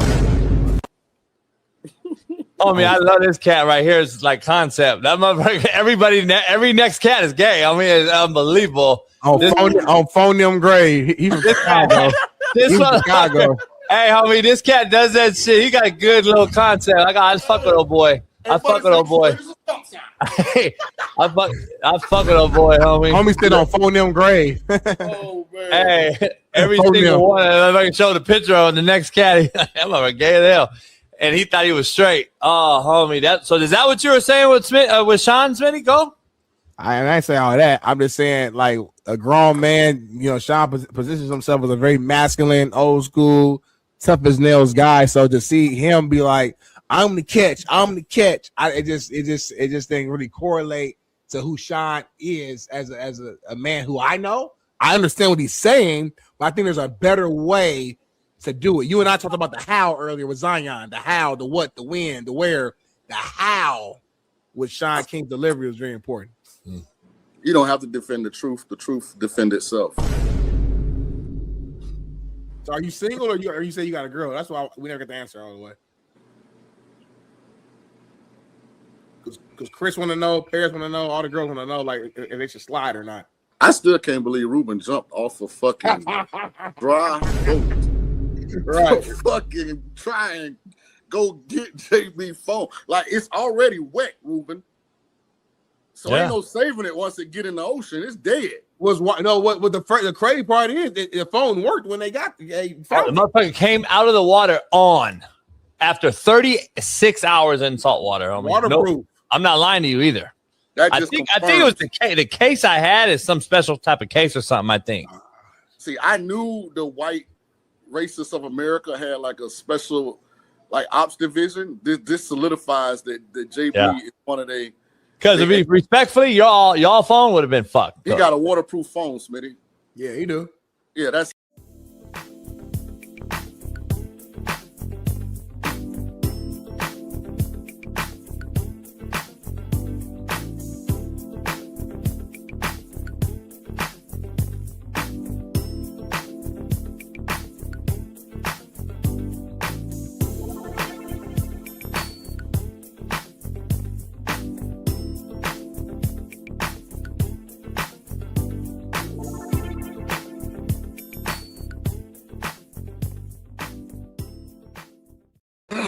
Yeah. We back. We live, man. We lit. We doing our thing, man. What's going on, man? Hit that like button, subscribe. We gotta start doing members only chat sometime. We gotta really start, capitalizing and not capitalizing, but just truly, blessing the members, man, for being loyal, man. These non-green people be pissing me off, man. I really don't see them, but they piss me off when I do see them. So if you green, we rock with you. If you not, you lame. Shout out to TJ Too Nasty, man. He just said it right. He said fact. All on it said please. It said please do members on. They said please. So we're gonna start doing it a little bit more. I ain't gonna lie to you. So Jason, you all right? You eat? You feeling better? How your stomach feeling? You got indigestion? Cool. Don't get that no more. Go and do your thing, homie. I just tweeted back at Jemele, told her, I said, listen, we rock with you. That's why I defended you the whole time. So we don't rock with you. You shouldn't have lied. Well, I didn't. I put the brothers in parentheses. You should say. No, I did. I put the brother. I said, Coach JB don't fuck with you at all. He thinks you're a fake race baiter. You should have said that. Who? Coach JB. Well, you're a grown man. You can speak for yourself. So I didn't want to speak. That's the reason she didn't tweet at me. There's a reason I didn't see it because my name wasn't attached. Or she just responded to what she saw, which was Kevin the Trucker. We didn't tweet that out. Kevin the Trucker. She got cooked. I'm just saying, but I don't need it. I don't need her. Anyway, USA Today Sports Sports going on. I don't need to worry about Jemele Hill, homie. You know what I'm saying? USA Today Sports has ended its contracted relationship with Chrissy Freud effective immediately. Her recent statements do not reflect our commitment to professionalism or uphold our principles of ethical conduct. Chrissy Freud posted on X after Rossini's resignation. I'm sure you were told to submit this or that you'd get fired instead. Don't let the door hit you on the way out. We know who you really are and what you've been up to for years. It does so much detriment to women in sports who have done things the right way. Freud on X, after being fired, said, I struggle to understand the positioning here after that was published, but that apparently I, as an independent contractor, cannot make my own statements on my own social media accounts. End quote. She was going off a lot on Twitter because I was seeing a lot of her tweets during like this last week of her kind of giving her opinion on this. And man, I know this is somebody who you know personally, so I'm gonna throw it to you first to kind of see where you at. Thanks. Because this is your people and all that, so I ain't trying to, so I'm gonna let you see where you at, and then I'm gonna land the plane and just keep it real. She was trying to come on this morning and be our first guest for the first after this all has happened. She's on East Coast time, obviously, so she can't be available till noon. Wow. And that's 9 our time, so I'm seeing if we can get her on right at the end. Trying to work it out. Bailey, I just sent you another tweet, but I find it very – so there's been several ladies that come out in this space of Diana Rossini's space and have gone against Diana Rossini. Now, some of you, and you know me, I'll keep it real. I don't really know the ins and outs about their beef or what have you, Smitty. All I know is like several women, are they salty because Diana Rossini's Diana Rossini and she's bigger than them? Thank you. Are they mad that she got her information that way and they went around, tried to go about it the right way, meaning I don't need to fuck nobody to get information, whoop-de-whoop? Or are they mad that they give women a bad name? I think women that get a bad name are these type of people. The ones that are doing this is what, my bad, Bailey. This is what I think. This right here is worse. This to me is worse, but then again, women get a bad rap for getting inside information or getting privy information for whatever reason. I think this is a worse look than Diana fucking on Vrabel, but that's just me. Now, having said that, back to Chrissy. I don't like the fact that Elon created Twitter, for to have freedom of speech, and you can't say anything now. But I do understand Smitty's point, and I understand corporate America. Trust me, I've been fired for the same exact reasons. They can fire you for whatever they want. If they don't align with what they like and say or think, they'll fire you. So you got to walk on eggshells, and that's what the corporate people do. They dangle it over you and say, go ahead and fuck this up. We're going to fire you regardless. What I don't like, though, is the hypocrisy on how they fire you and what they tell you the reasoning for your firing is. Now, let me break this down. Bailey, when you get that tweet I texted you, put it in for me. This is the hypocrisy defending Chrissy. I'll defend Chrissy on this. Diana Rossini put credibility of all women in sports at risk. This is from USA Today, who fired Chrissy a day later. So Chrissy put out, USA Today says this, but it's okay. But my comments aren't, and I get fired. To me, that's bad look on USA Today, and I believe it opens up some sort of civil lawsuit for Chrissy. Now, I get that point for sure. Only thing with the articles though, and listen, I'm in the space, but I'm not a journalist, like a true journalist at all. So correct me if I'm wrong. Anybody in the chat? Lauren, I didn't think about it. But what I know, when you publish like actual articles, like for actual publication, you got to get it like approved. Like it goes to an editor. It goes to like a. So like maybe for them, it's not so much that she gave her opinion on it. It's like you gave your this like free opinion without like you didn't put it through our system to like fact check and like go through certain things and go like it's a process when it's like a legit actual article versus her, I guess, going out on her Twitter and just kind of just. But according to the firing though, it doesn't make what you just said doesn't align though, because based on what they said the firing was for. Is exactly what USA just did. Sports in this contract, meaning her recent statements do not reflect commitment to professionalism or uphold our principles of ethical conduct. Well, that's not necessarily. Well, no, but then I sent you a private message that showed. Do you see what they told her? They said this doesn't reflect our platform. Yeah. Whoop-de-whoop. Yeah. And there's no evidentiary proof. Yeah. That was the literature they used. Yeah. Well, hold on. You just said, go back to the other tweet, Bailey. You just said the other one. You just said Diana Rossini put credibility of all women in sports at risk. Opinion. But that's just the title. I bet. You know what I'm saying? I'm just saying, though. I feel it. Based on just the title, I get it. But I wonder if Nancy, I don't know, maybe I'm wrong. I got to read it. If her whole article is she really going at her. Like, because you saying Diana putting the credibility at risk. It's like, okay. Like, that draws my attention, but that's not nothing too crazy. Chrissy said, what'd she say? I just read it. Chris said, we know who you really are and what you've been doing, what you've been up to for years.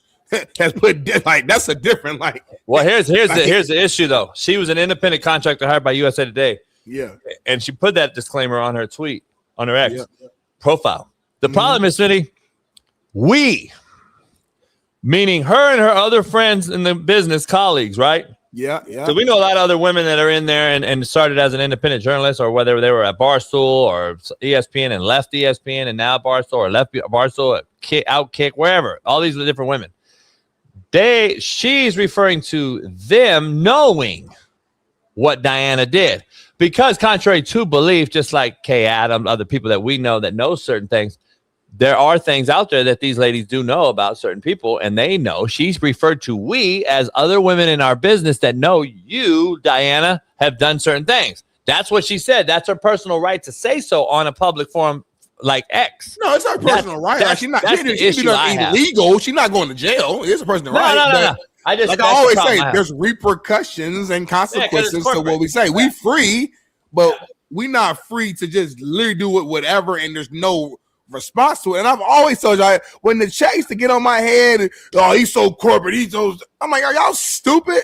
I'm like, y'all either are kids in here who just literally don't have experience, or y'all just dumb and don't understand how corporate works. Like, when you work for a corporate machine, especially certain jobs like USA Today, Yahoo, Fox, ESPN, best believe what you say on your public platform can impact you at your job. It is what it is. Like, you can say it ain't right. You can say we can argue on if it's fair or not fair. That's not the conversation. It's just the facts are the facts. I've been known that. I got taught this back when I was at Ball State during camp. Coach Limbo would always have people come in and talk to us. I'm sure most schools do that, like, during camp, during those grimy gritty days. Some random alum or whoever, professor or whatever, teach you different little things. And one of the things we learned early was like, this was social media was starting to really take off.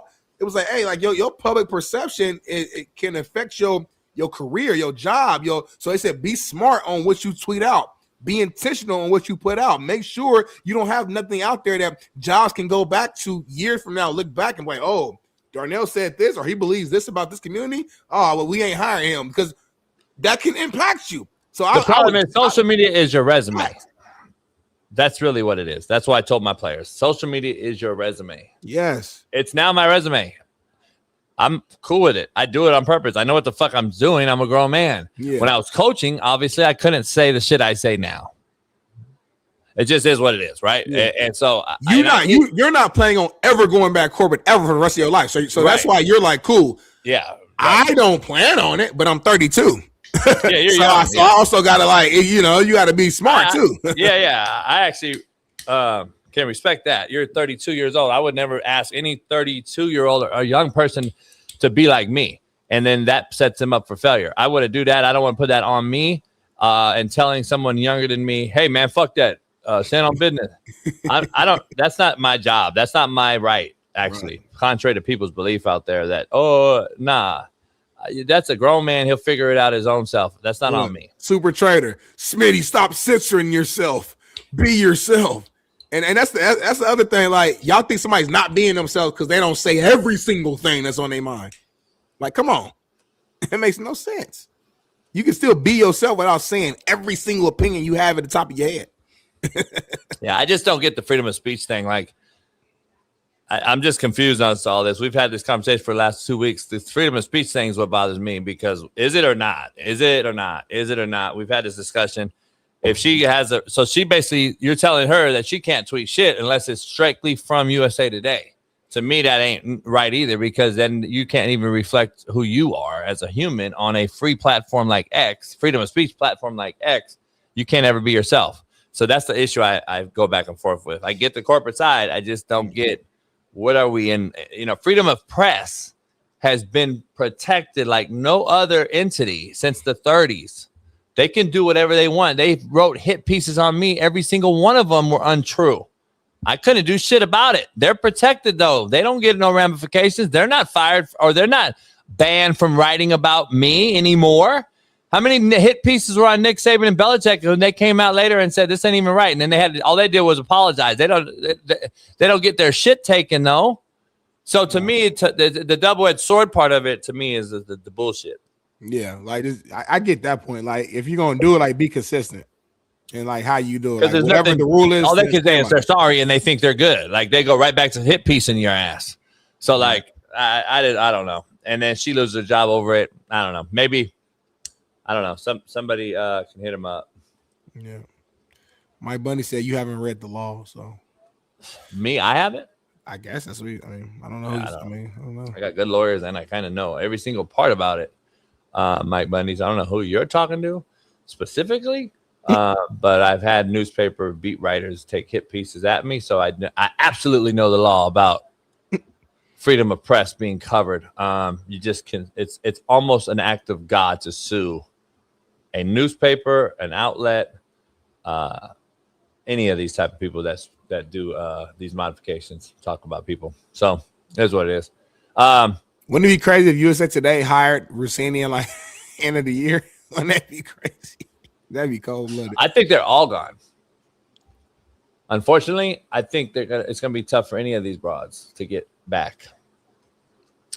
Because like I'm just telling you, dog, like how hard it is once, even if it was a criminal case and you beat it, Sharon Moore, me, Art Briles, whoever, they still don't have to hire you because of there's a stigma about you. Exception, yeah.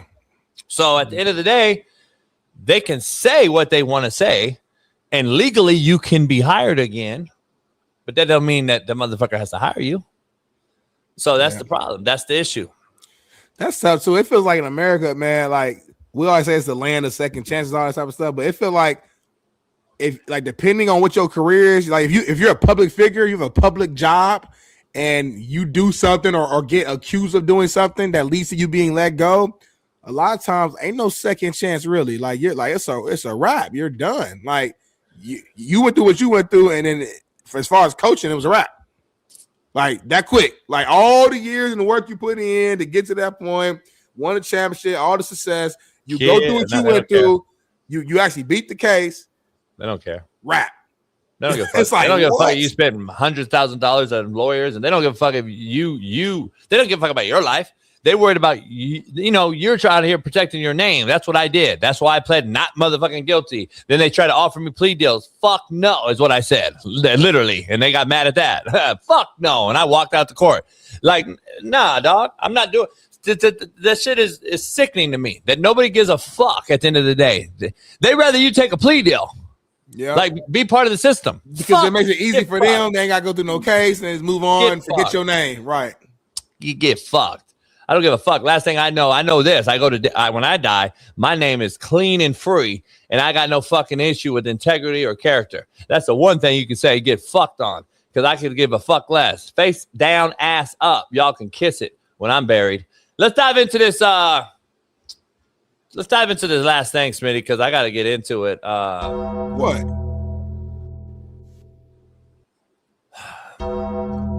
More shit, man. Every day there's something like this, man. Florida State, man. I saw. So it was a group of Florida State football players. They went viral for their most recent TikTok post. I haven't seen it, but I heard about it. Let's watch this live.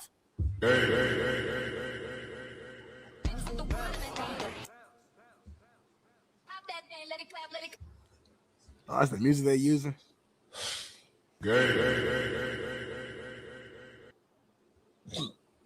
That's what you're worried about the music you're using?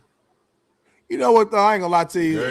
Out of all the stuff we've seen in the last like year or so, this one is not nearly as bad as like anything else that we've seen. Yeah, you call it soft, whatever, but like what I'm trying to get to an understanding is that this is a TikTok era. So people make these TikTok videos. TikTok has these like trends, whether it's a trendy dance, trendy sound, trendy joke, whatever, and then people jump in on the trend, go viral, whatever the case may be. Yeah, he's a little feminine, some of the movements, whatever. JB retweeted and called it GAY, of course. Not surprised. But we saw the volleyball player yesterday. Like we saw how that really was. We saw the Michigan State pictures. I don't know if it was AI or not, but regardless, we saw that. This is like this ain't as horrible as that's the other things, really. Everybody do this dance when they score a touchdown. That's popular dance. The knee dance at the beginning is like it's like doing the what's that old school dance y'all used to do back in the 80s? Right there, Savage Patch. So that's kind of like, you know what I mean? That's what I'm saying. So it's kind of like, I don't know. This one ain't that bad to me, homie.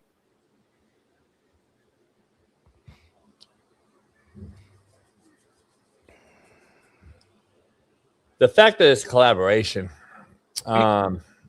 Teamwork, though. You like to see that as a the coach. Collaboration of it. The filmer, the people involved, the group got together, said, hey, Smitty, Bailey, Matt, we're going to go do this dance.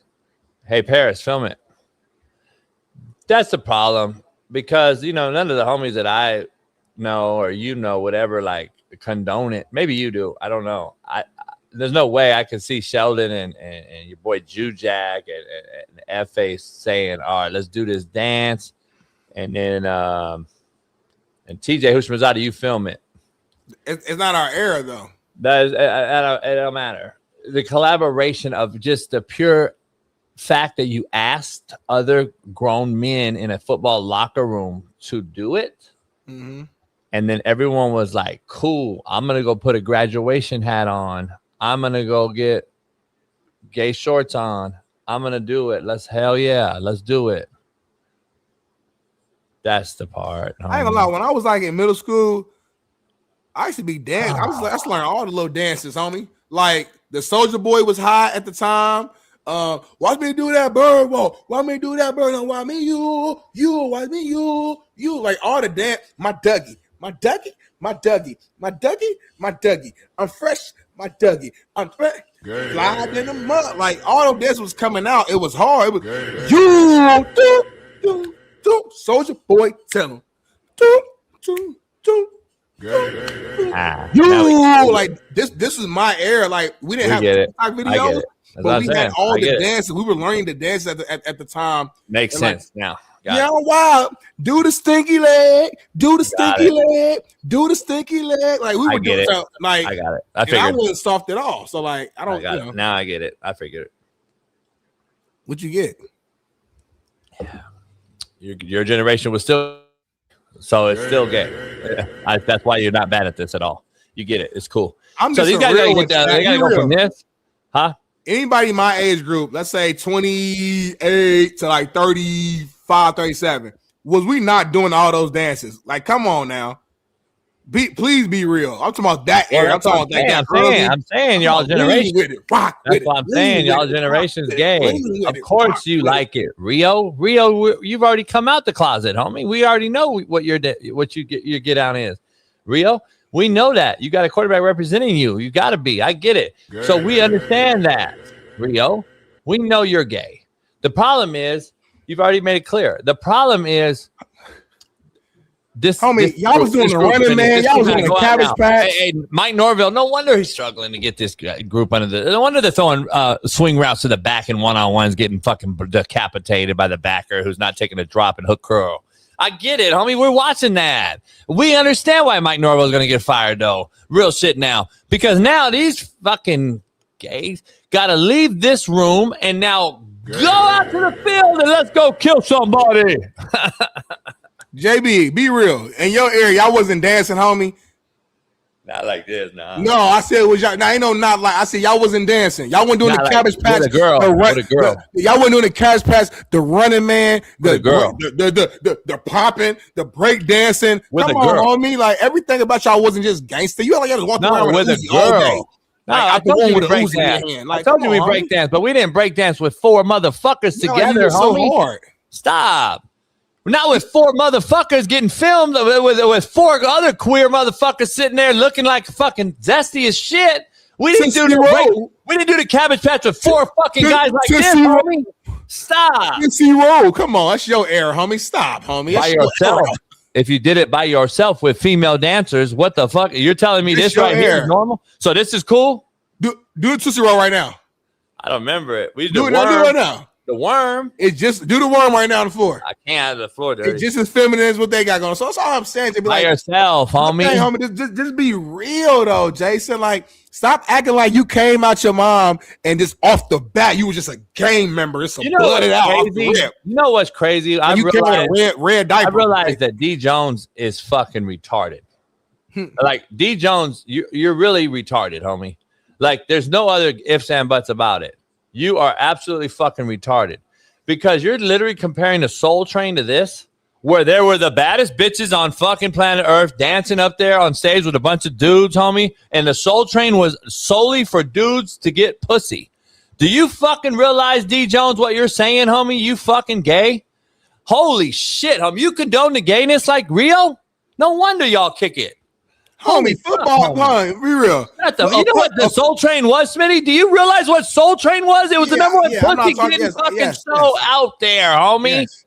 Everybody was high on drugs and dancing. I get it. Stop. But a football locker room, homie, we do, man. Is fucking retarded, homie. A football team, we do all type of crazy, bro. Homie, we got rap battles. We didn't do this. We got rap battles, dance battles, all type of just crazy little pranks. Like a football locker room, you always say it's just an intimate space. They not know. They just out here playing around, homie. It's just a different era, so you don't like. It's a TikTok viral. That's all they doing. They just having fun. That's it, homie. And ain't come on, like, you so quick to want to call somebody this. No, we're struggling right now, homie. We're struggling, real shit. You're not struggling, homie. You came out your mama with a red diaper on. Are you not from the male delegation? Baby Pyru, he just came out. Are you from the male delegation, or are you metrosexual delegation? I don't know what that is. You do know. You broke down metrosexual, and you actually said it on the show. It sounds like you're a metrosexual delegation. The problem is, if you're from the male heterosexual delegation, you absolutely have a problem with this. If you're a metrosexual delegation, then I understand why you defend it. It's real simple. So like, I just try to figure out how you don't understand there's a huge difference between a rap battle of men in a locker room doing something as a team building activity versus 4 dudes in their fucking pulled up fucking tights dancing in a locker room prior to practice. There's quite the difference, homie, contrary to belief. You've been around too many locker rooms. You cannot tell me, especially the O-linemen, be real. You play quarterback. O-line is probably the weirdest group in the football team and for every team. That's all. Be in the locker room doing silly little weird stuff. You have teammates in the locker room dancing for the game. At practice, just silly. Just a lot. I got so many stories. The list goes on and on and on of players doing some silly ass shit. To where if we had a camera, you'd be like, "Oh, what the fuck on?" It's just being silly. That's all it is. Just being silly. But you're the coach that allows, Smitty. So let me just ask you. Angry. You already agree with me, right? So angry, do you agree or not? Do you agree you coach it or allow it or not? Just in general, yes, I agree with that general statement. In life, right?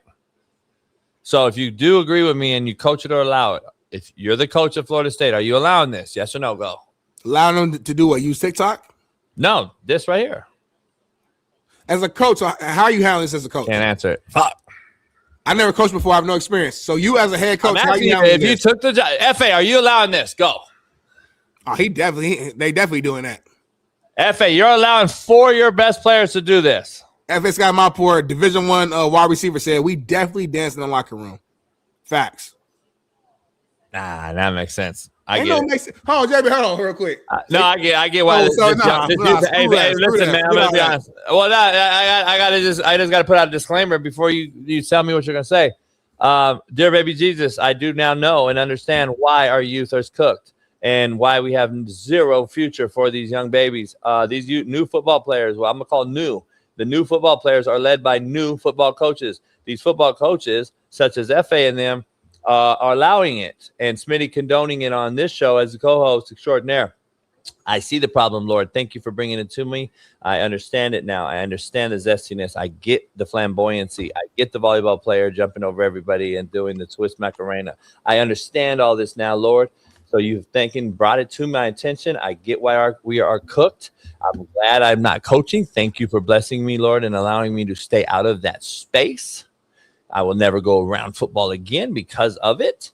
And the reason that FA and them allow it, and then I would get the player after FA had them, and then I see why I would get fired day one. So I appreciate you, Lord. In Jesus' name, thank you. Amen. I just want to address Lord on that one. So I get it now. I understand. I get it. I understand why we're fucked. So go ahead, Smitty. No, it's all good. I'm actually, I don't even want to say what I was going to say. I get it now, too. You know, your era, you know, you guys are just gang members and thugs, and you guys were just the hardest people ever in any era. You guys are harder than your daddy's era and your racist granddaddy's era. You guys are the hardest era ever in the world history. You guys used to fight tigers and lions and bears, bare hand and bare feet, and you guys are just so tough and just drunk. You know, Hennessy bottles straight from top to the bottom, back to back bottles, zero chaser. You guys never got drunk. You guys can't get drunk. You're incapable to get drunk. You just drink as much as you can. Never got drunk. You guys are just like superheroes. You guys were the Avengers of all life. You guys are undefeated in all your fights, never lost. Got the best hands. My prayer, though.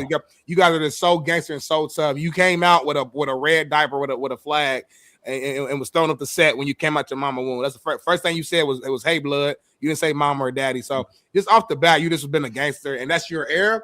Now that I know that, I'm cool with that. So now you don't. FA took you fucking 12 minutes to say now you don't allow this, but earlier you were quiet. Got it. So hold on. Let me break something down real quick. Rank the prayer though, because I didn't cuss. I don't believe. Did I? I don't think so. So it's good for you for sure. Like your 9 bar out of is 10. so low. So 9 out of 10. Yeah, for the fact of the matter is, I've done a study, and we've done a study. We've talked to doctors such as Jesse Morris and others. And there's a fact. The fact of the matter is that the boys now are suffering from low T, and that's a fact. It's not a fiction. It's not a made up shit. It's a fact. We got a low testosterone amongst our boys because our men in those spaces are allowing it and are low testosterone themselves. So there's a reason. I'm trying to tell you. That's why I get it now. I'm not mad. I get it now. I understand. That's why I'm gonna stay in my lane now, my new lane, which is this.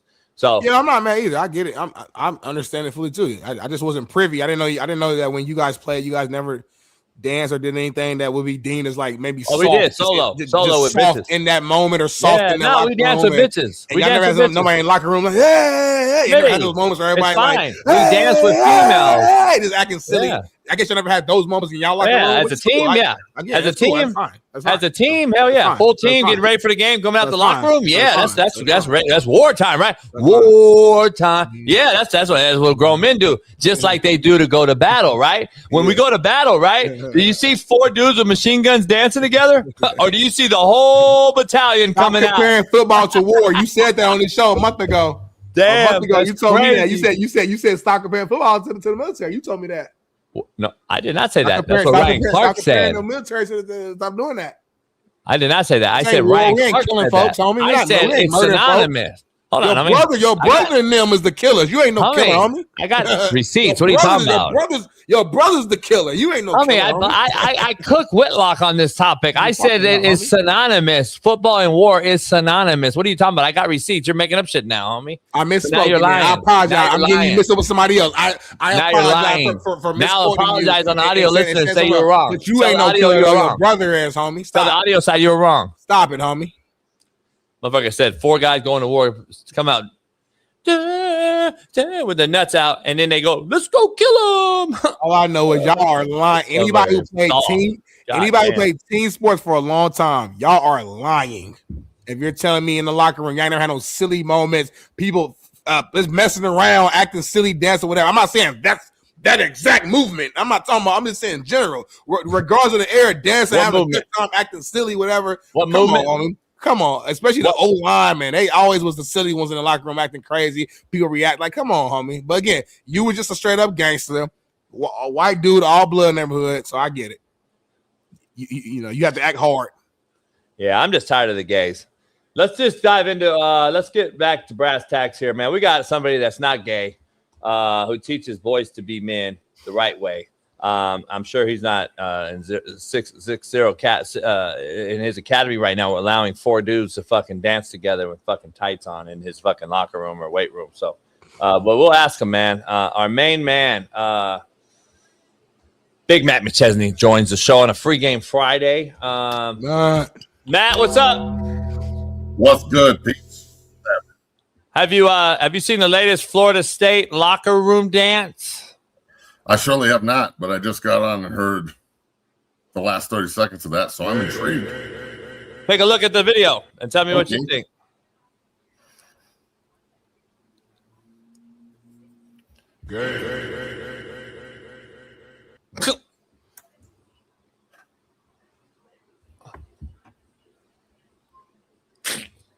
Smitty, look, your hat's in the way of your eyes. I can't see your eyes.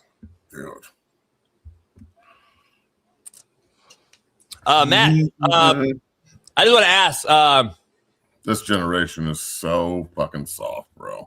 I'm just trying to break it down. So, Darnell and I just had a full argument that we never danced, blah, blah, blah. I said, no, we've danced. We celebrate in locker rooms as men, but it was individual or with females. And then somebody in the chat, D. Jones, compared this to the Soul Train. And I said Soul Train was about getting pussy and bad bitches on the stage. I don't know what the fuck you're comparing that for. But anyway, this is the delusion of this generation. But go ahead.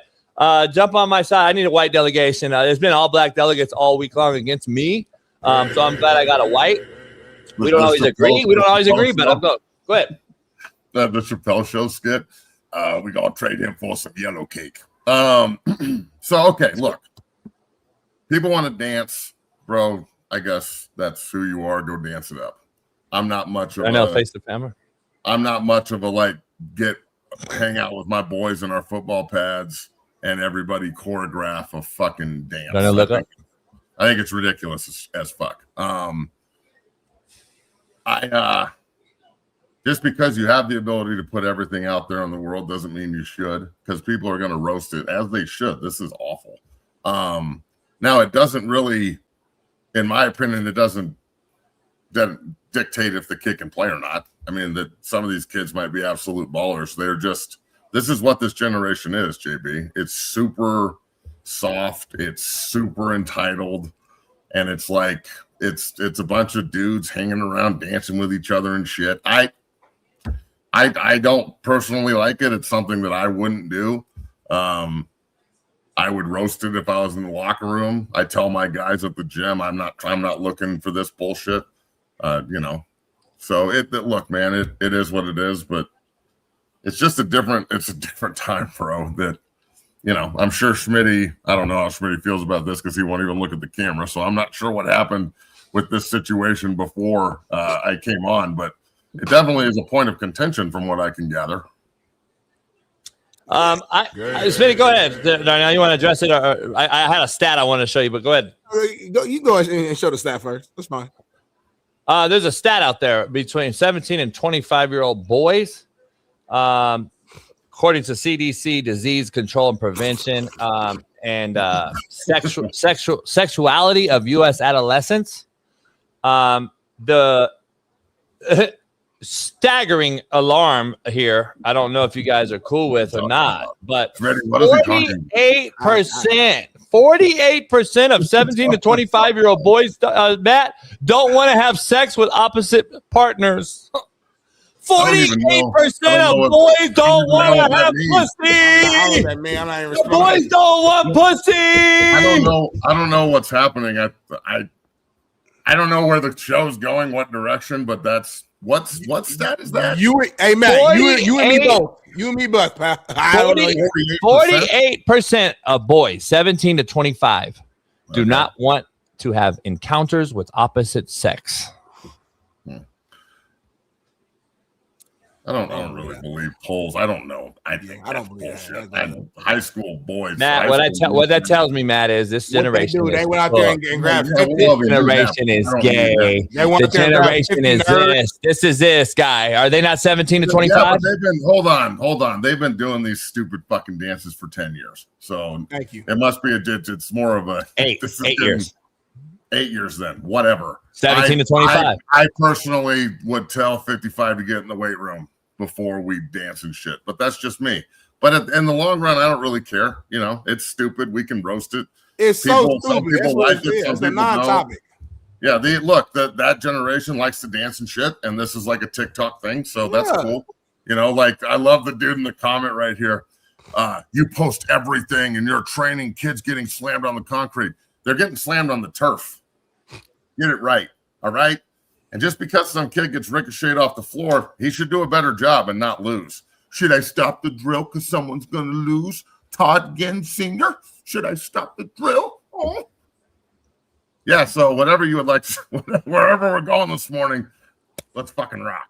I don't know, man. I'm telling you, I never know what we're going to talk about. So when I come out, I gotta figure out where we're at in order to proceed. You feel me? Especially on a Friday, man. That's why every era had their thing. When I was like young, MySpace was big, and then we had our dances. I just went through all the dances that we had when I was like in middle school and early high school. The the Soldier Boy, and all that stuff.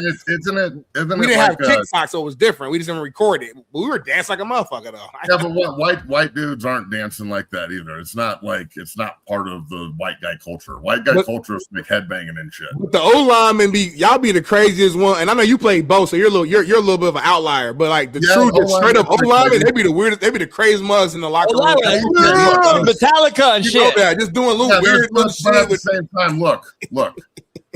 Is there even a difference between just like fucking around the locker room and everybody dancing around and having fun and record like a choreographed recording seems very look at me, and the other one's just like the locker room.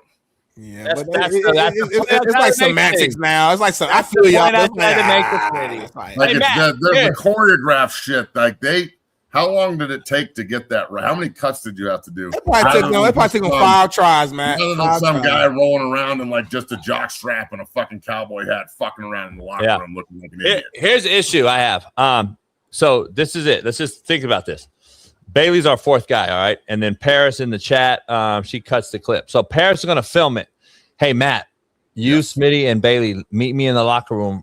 I got this dance choreograph we're going to do real quick. Paris is going to film it. No.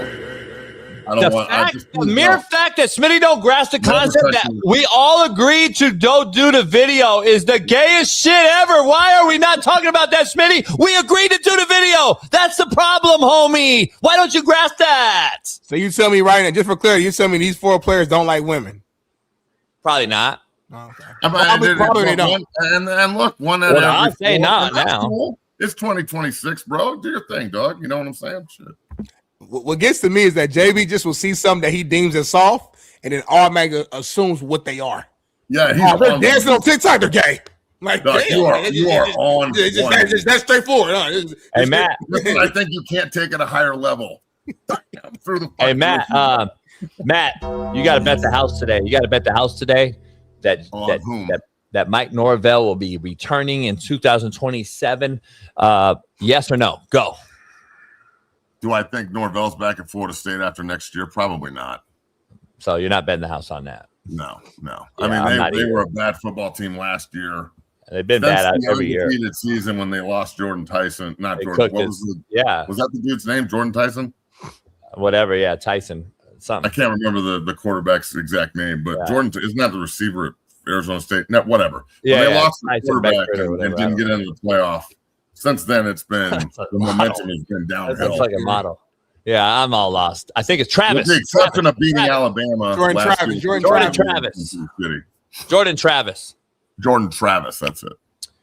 Matt, I'm going to go the opposite. This is I can just see it right now. We saw the worst drill I've ever seen in a major university being ran at Florida State the other day. What's this one? Huh? What's this one? Oh, you didn't see? They were just running one-on-ones. They were running with the back and the linebacker. Oh, the Florida State killed the receiver drill? Yeah.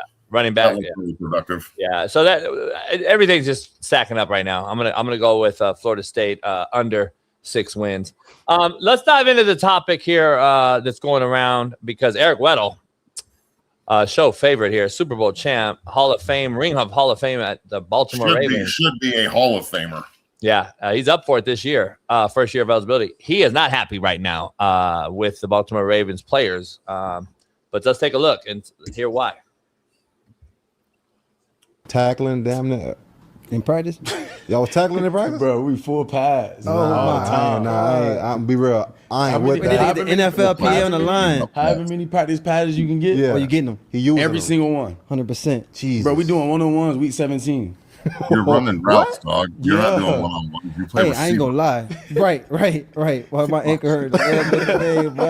Week 17, we doing one-on-ones. Everybody out there, you tired. You still going. Physically, your body, like, how you manage that though? You know what I'm saying? Like, don't like. That's why low key. That's why we had a lot of like injuries. Injuries, yeah. Because how we practiced, how we went, like. Yeah, but I talked to the new coach. He worked with Harbaugh in 2017, so he know how I was. Like, he know that how we work with Harbaugh. So he like, you gonna get your work, but like it's gonna be a little bit easier, like on your body. Right, you're gonna be fresher for the game. Right. So that was the first talk I had with him. Like, hey, how practice gonna look? How? Yeah, no, that's real. Bro, on Friday, like we run it all week. Then Saturday, Saturday, I'm like, damn, my legs. You still shot. Yeah. So now my legs pick up. My legs start to recover on Saturday. God, man. I don't like this at all. I hate this actually. Yep. Wait. What'd you say, Darnell? I hate this. Not you can have your opinion on how practice are, but to put this publicly and bash your head coach, John Harbaugh, a guy who's a Super Bowl champion, a guy who's an all-time great, a guy who's somebody who we look up to is like when he hangs it up as like an all-timer, I would say. Not just him, but him and this the Harbaugh tree. And a guy who drafted you and gave you your opportunity. Again, we all grown, man. You can have your own opinion. That's cool. But to put that out publicly, this falls in the same line of conversation that JB and I have been having the previous few weeks in the college lane of all these players who are transferring and then talking crap about their previous, head coach of previous school. It's the same type of like conversation. Exactly. Same situation to me. I hate that Zay Flowers did this and put that out. That's a bad look. Yeah, I agree with you 100%, Schmidt, and JB. I'm sure you feel the same way. Not only is it a bad look, it's soft, and it just makes Flowers sound like a total puss. And it's just such a soft comment to make. Oh, we had to run one-on-ones. My legs are so tired.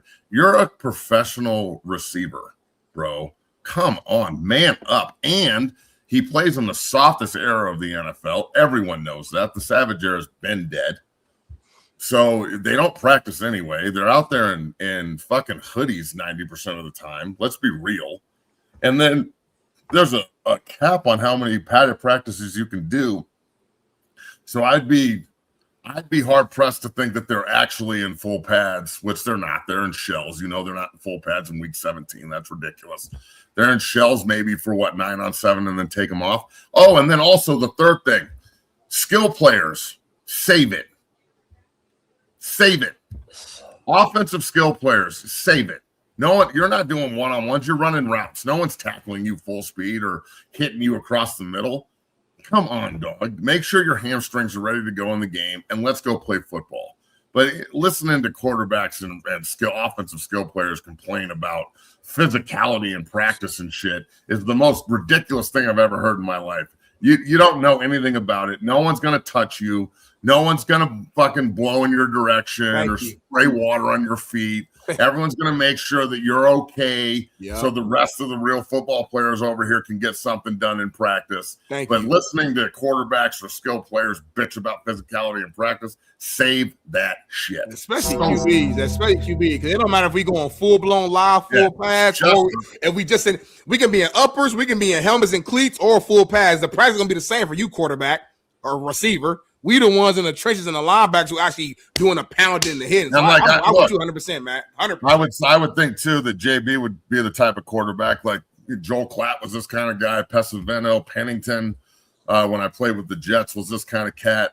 But they, those are the kind of guys that know that they're the quarterback and no one touches them, and they understand that they're on a pedestal, but they would be the ones defending the offensive and defensive line and non-skill players. They would be the ones out there like, man, my guys are out there busting their ass and working their ass off, super physical practice.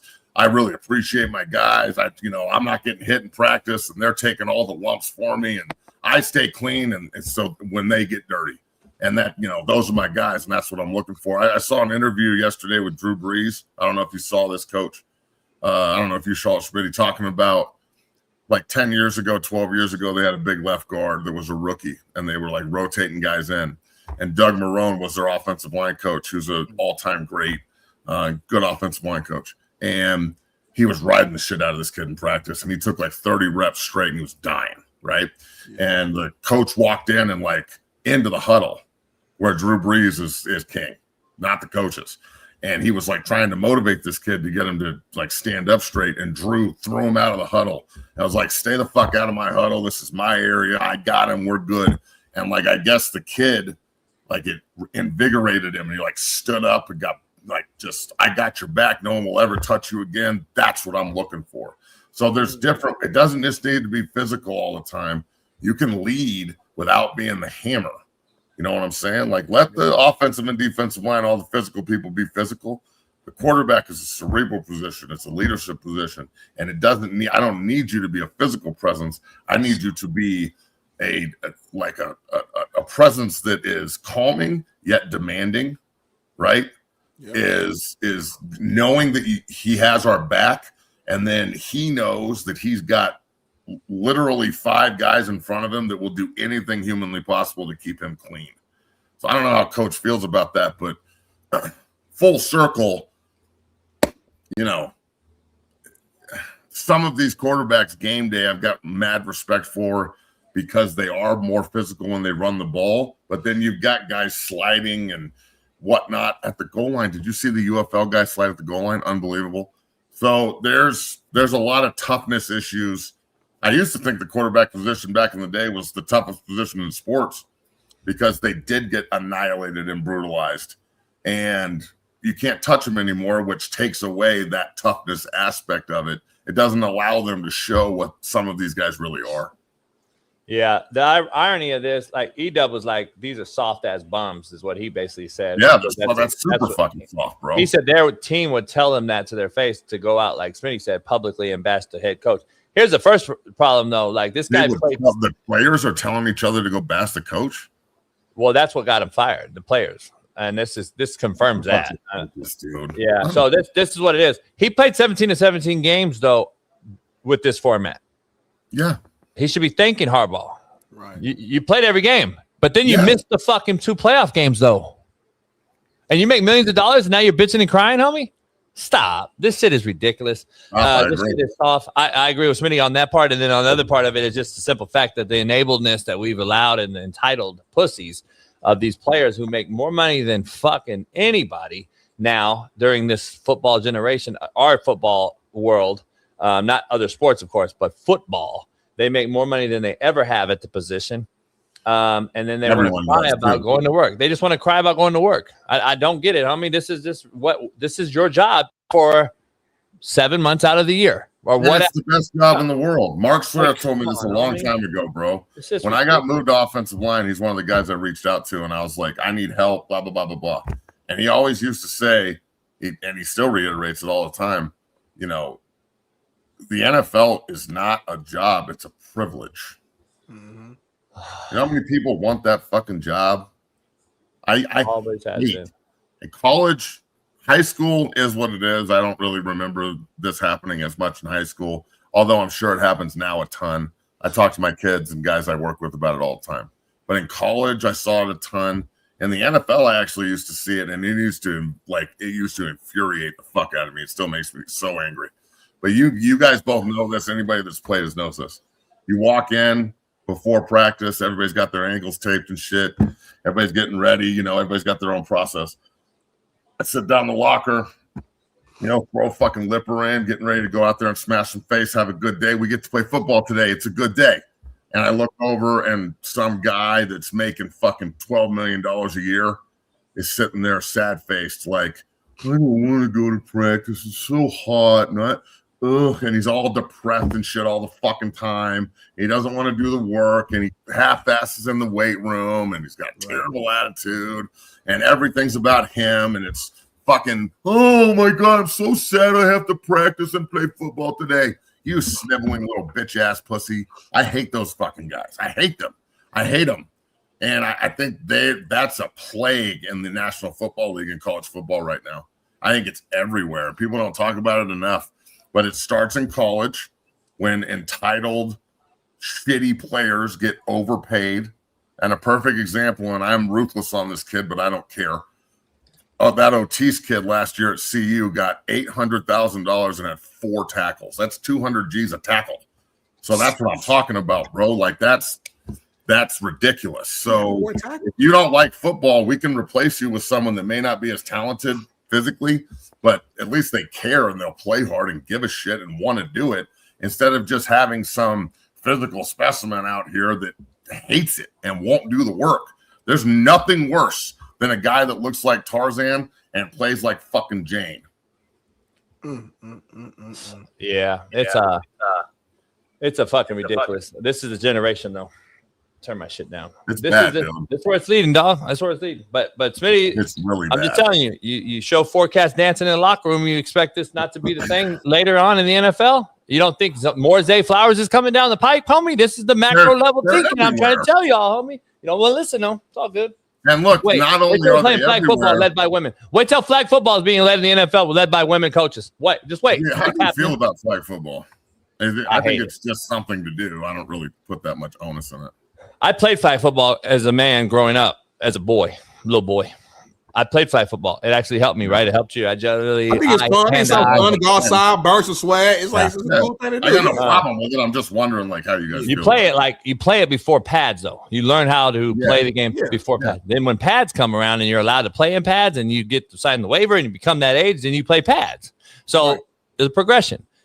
We're bringing it back, though, as if it's the new, like, ultimate fucking result. Because because football is the one sport that when you're done like playing like professionally, whatever, it's not like basketball where you can just always go hoop. I can hoop at 40 technically, right? You can't just go play football. So like this is a way of like still kind of playing a little bit of football, but doing it in a way that's still, you know, somewhat healthy and you ain't worried about, you know, going out there trying to crush your neck. So that's why I like it, you know.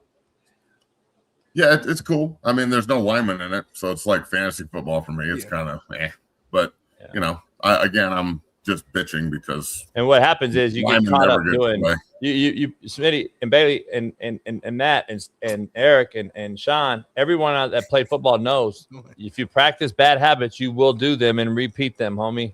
Real simple. It's not a fucking joke. It's not a lie. Well, I'm with you. I don't know if you should do flag. So the drill we showed for real football. I think I've always told you. I'm just saying the drills. Sports to me, in my opinion, honestly. You know, I like saw some of the drills they were doing. It was pretty funny. Yeah, it's just a mockery. It is what it is. If it's a fun mockery, look at it like it's a different sport. Is what I'm saying. Like, don't look at it like I'm doing this to prepare for real football. It's a totally different sport. But don't hit me up and DM me as the coach. You're mad that we did a clip, which happened. Don't DM us and be mad when you're comparing it to real football, though. Say that then. Make that your argument to me. But don't call me and hit me up and be like, man, coach, you just don't know. This is flag football. We're teaching real shit. Shut up. No, you're not. Yeah, Shut I mean, it's entertaining. It was fun watching. If it's about fun, Smitty, I'm with you, Smitty. I'm not the fun police. I'm with you. I'm with you guys. If it's about fun and you want little babies to play and little boys and girls to play, cool, go do it. But don't sit up here and tell me that it's fucking rain when you're pissing on me. We're not fucking retarded. Stop. You're so angry, boy. Man. I would hate to be you, JB. 49ers new cornerback Jack Jones doesn't believe QB is the hardest position to play in football. My baby. Jack, and I love what he's saying. Go ahead. He said he don't believe that QB is the hardest position to play in football. And uses Brock Purdy as an example as to why. Hey, is there a video, Bailey? I'll tell Jack right now. Jack, you're retarded. And you know it. You know it. Jack's a slapdick. Jack talk. Jack is the biggest slapdick kid. Great heart, good soul kid. The biggest slapdick there is out there. So he's a fucking. He couldn't be worse off with this take. But you're a slapdick too, though. That's the problem. People don't know that. Boy, that's why we love each other. Go ahead. All right then. It's the second hardest position in the NFL to play. What's first? Quarterback. I knew you were going to say that. You think it's not? Why do you think quarterback is the hardest position? Here's how I feel about the quarterback. You have to do everything before and after. When it's every other position, it's more reactive, I feel like. When you're playing receiver, you're running a route and then you're trying to get open. Versus a corner, on the other hand, why you're at a disadvantage is you're the only person really outside of an offensive lineman that's not actually looking at the ball. So you have to react to that receiver. That's why I feel like it's the second hardest. If you remove quarterback, I think corner becomes the hardest position to play just because you are at a disadvantage. It depends, honestly, because it's like you can make quarterback easy to play. And I think that was Cam Newton's argument about Brock Purdy. Like, you know what I'm saying? They was making quarterback easy for him to play. Like, you can hand the ball off 20 times to Christian McCaffrey and then dump it off 10 times to Christian McCaffrey and then dump it off another 10 more times to George Kittle. Yeah, like, you know what I'm saying? True. Like, that's true. so now it's like, wow, he has these crazy stats, but it's like he haven't did anything. There's no knock on Brock Purdy. No, of course not. I just use him as an example because Cam Newton brought that up. You know what I'm saying? But they Niners. can make quarterback easy. But it's like at the same time, quarterback can be hard. Maybe like a Tom Brady or a Pat Mahomes or even Aaron Rodgers, somebody who's like really dissecting the defense and making passes downfield and making hole shots. And then now that's like, okay, now it's a different level. You know what I'm saying? But like as far as putting it number one, I wouldn't put it number one. Hold on. I need some clarity. I need some clarity. Is this clip like recent or just a throwback? Bailey, jump in if you want to. Like, he just got traded to the Niners, correct? So he plays. Pretty sure this is recent. I'm pretty sure it's pretty recent. That's all I gotta say. But I'll go confirm. He said this like that. That's crazy. He's a namer now, Matt. Like that is. Look, I don't know this guy personally. Maybe I coached him, Matt. I've known him since he was a kid. Here's the issue: Jack will say whatever. He'll say whatever he wants. He'll say anything. He's like us. He'll say anything. I'm just telling you right now. He'll talk. Yeah, shit. but I don't just say crazy. This is like teammate though. That's like that. Listen, quarterback's not the hardest position in sports. All right, so everybody, real quick, get a pen out, okay? And I want you to draw me 11 3x1 tight end ISO left, close bunch right, nasty, under Sam stack, strong safety force, cover one fence man. I need to know 60 and 70 protection looks. We're to the field, so we're going to run Gator to the bunch side on the nasty split. To the boundary, we're going to run Sally, one back power, all right, with the isolated tight end there. They're in an under front, so the three technique is isolated away from the strength to make sure we can play the play action on defense. 60 and 70 protection. The squeeze gap's going to be different because we're going to the most dangerous second level defender. This is all on one. Get to the line of scrimmage. White 90. Easy. Sally. Now we're running power left. They stem the front to and over. Easy. Gator. Now we're running Gator outside. If you don't know what that means, maybe you should understand that quarterback is by far the hardest position to play in this fucking game. It's not even close. Matt, you a bad boy. I play football, and I'm gonna be Matt. Some of the shit you just go down, I'm not even privy to because I didn't play quarterback. So I'm gonna be real with you. Because you say shit that you're retarded and you don't get it, and that's why you say shit. Because you say shit about quarterback in practice that's so fucking stupid on this show that I don't really want to blast you about. He just sits in a red jersey and don't do nothing. Quarterback in practice is so protected. He just sits in a red jersey. You don't know. You don't know, homie. Stop. From a physical standpoint, we can't touch you pussies on the football field. Let me go. Let me keep Matt. Red jersey. Let me keep going to Matt, though. Hold on. Just because the quarterback isn't getting hit doesn't mean they're not tough. It's just a different kind of toughness. Smitty is just so micro. Smitty's so micro. So everything I play D-line. I'm in the fucking trenches dealing with double. I'm an underside. You're not doing nothing. You're lazy. I'm dealing with hell all day. So I'm sorry that I don't have sympathy for the quarterback with the fucking red jersey on. I'm sorry. I know, because you know what you also do? I have to continue a drive. You get subbed out, and then you go one drill and fuck against the bag, and then you're out for fucking 6 reps. You know why we get subbed out? Because our position is so physically demanding. You don't even get subbed out. You never even ran a practice, so you don't know. You check to a run and get the ball to the running back. That's your breather. Ain't no breather. It's a quarterback every single play in the trenches. Matt knows this. Every play we're banging, no matter what's going on. Yeah, but after playing offensive or defensive line first and then moving to offense, defensive line rotate because of situations and pass rushes and things of that nature. Some guys are fat and out of shape, yes, and need to rotate. Offensive linemen don't rotate out. So, look, I think that what he said is ridiculous. I think that maybe he would probably walk it back if he could. Yes, on the whiteboard, guys in the chat, that is a lot of terminology. but all of it's real. And I didn't even make a play call. So it's not like I didn't even get up there and start. And you didn't get in the clocks, Matt. Exactly. I didn't even do anything. I'm just telling you about formation and how to line up and what we're looking at. And 2 one-word play calls that I know from the past. I'm not talking about anything that we could run or the levels concepts or what the defense is going to do to adjust to it and all the rotation of the safeties and the squeeze gaps and all the different bullshit they can throw at us with all the pirate looks and all that shit, okay? I'm just saying football is intellectual, bro. This shit is hard on you mentally. And the guys who can figure it out and have a foundation mentally are the guys who are going to excel on the field physically because then they can actually maximize their tools. They're not relying on their athletic ability all the time. They're being proactive in how they attack everything. Defensively, Smitty, when I got moved to offense and Bill Callahan started teaching me offensive football from his perspective, which I was so lucky to get him as my first coach on offense, my third year in the NFL, it opened up my mind to what the game really is. I wish, and this is one reason why I do it so hardcore, everybody, if you play defense, I'm teaching you offense immediately. I want you to know everything the offensive lineman is saying, doing, why. Because if you can walk up and be proactive, we're going to eat offensive linemen alive, bro. Yeah. Period. And Matt, everything you said. Just one gap. That's the one thing I wish I would have got, Matt, what you just said. Yep. It's a thinking man's game, bro. And the good quarterbacks need to know everything. When a quarterback walks in and I go, who's responsible for your protections? First question I ask all of them. The ones who say the offensive line, I know that kid's in trouble. It's the quarter. You're responsible for your protection. You need to know all the adjustments. You need to know how to check out. You need to know when they're blitzing and how they're doing it. It's on you. It's not on everybody else. You need to walk up and say, 52's the mic. Roger, this son of a bitch. Squeeze gap, and go out there and execute and roll. So, again, in the information age, ignorance is a choice. But a lot of people want to lean back and go, I just played this position. I want everybody to think like a football player. The more you know, the faster you're going to play. I think years ago, they had the top 5 hardest positions in sport.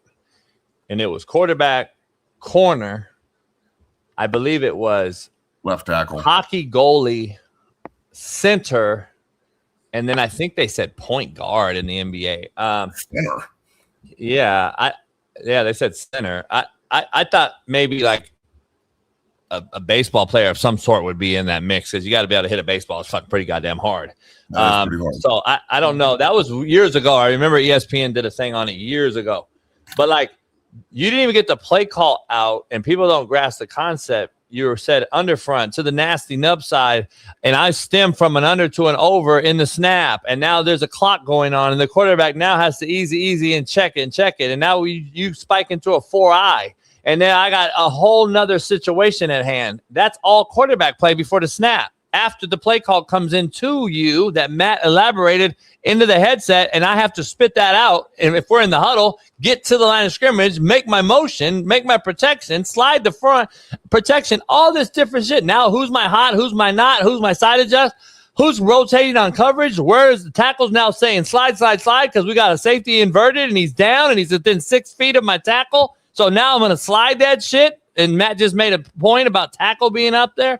Because now he sees the rotation and knows who's on the roof. And, oh, shit, hey, quarterback. Hey, JB. Let's go loosey, and slide this bitch to the field. All this different shit going on, and we ain't even made a call yet.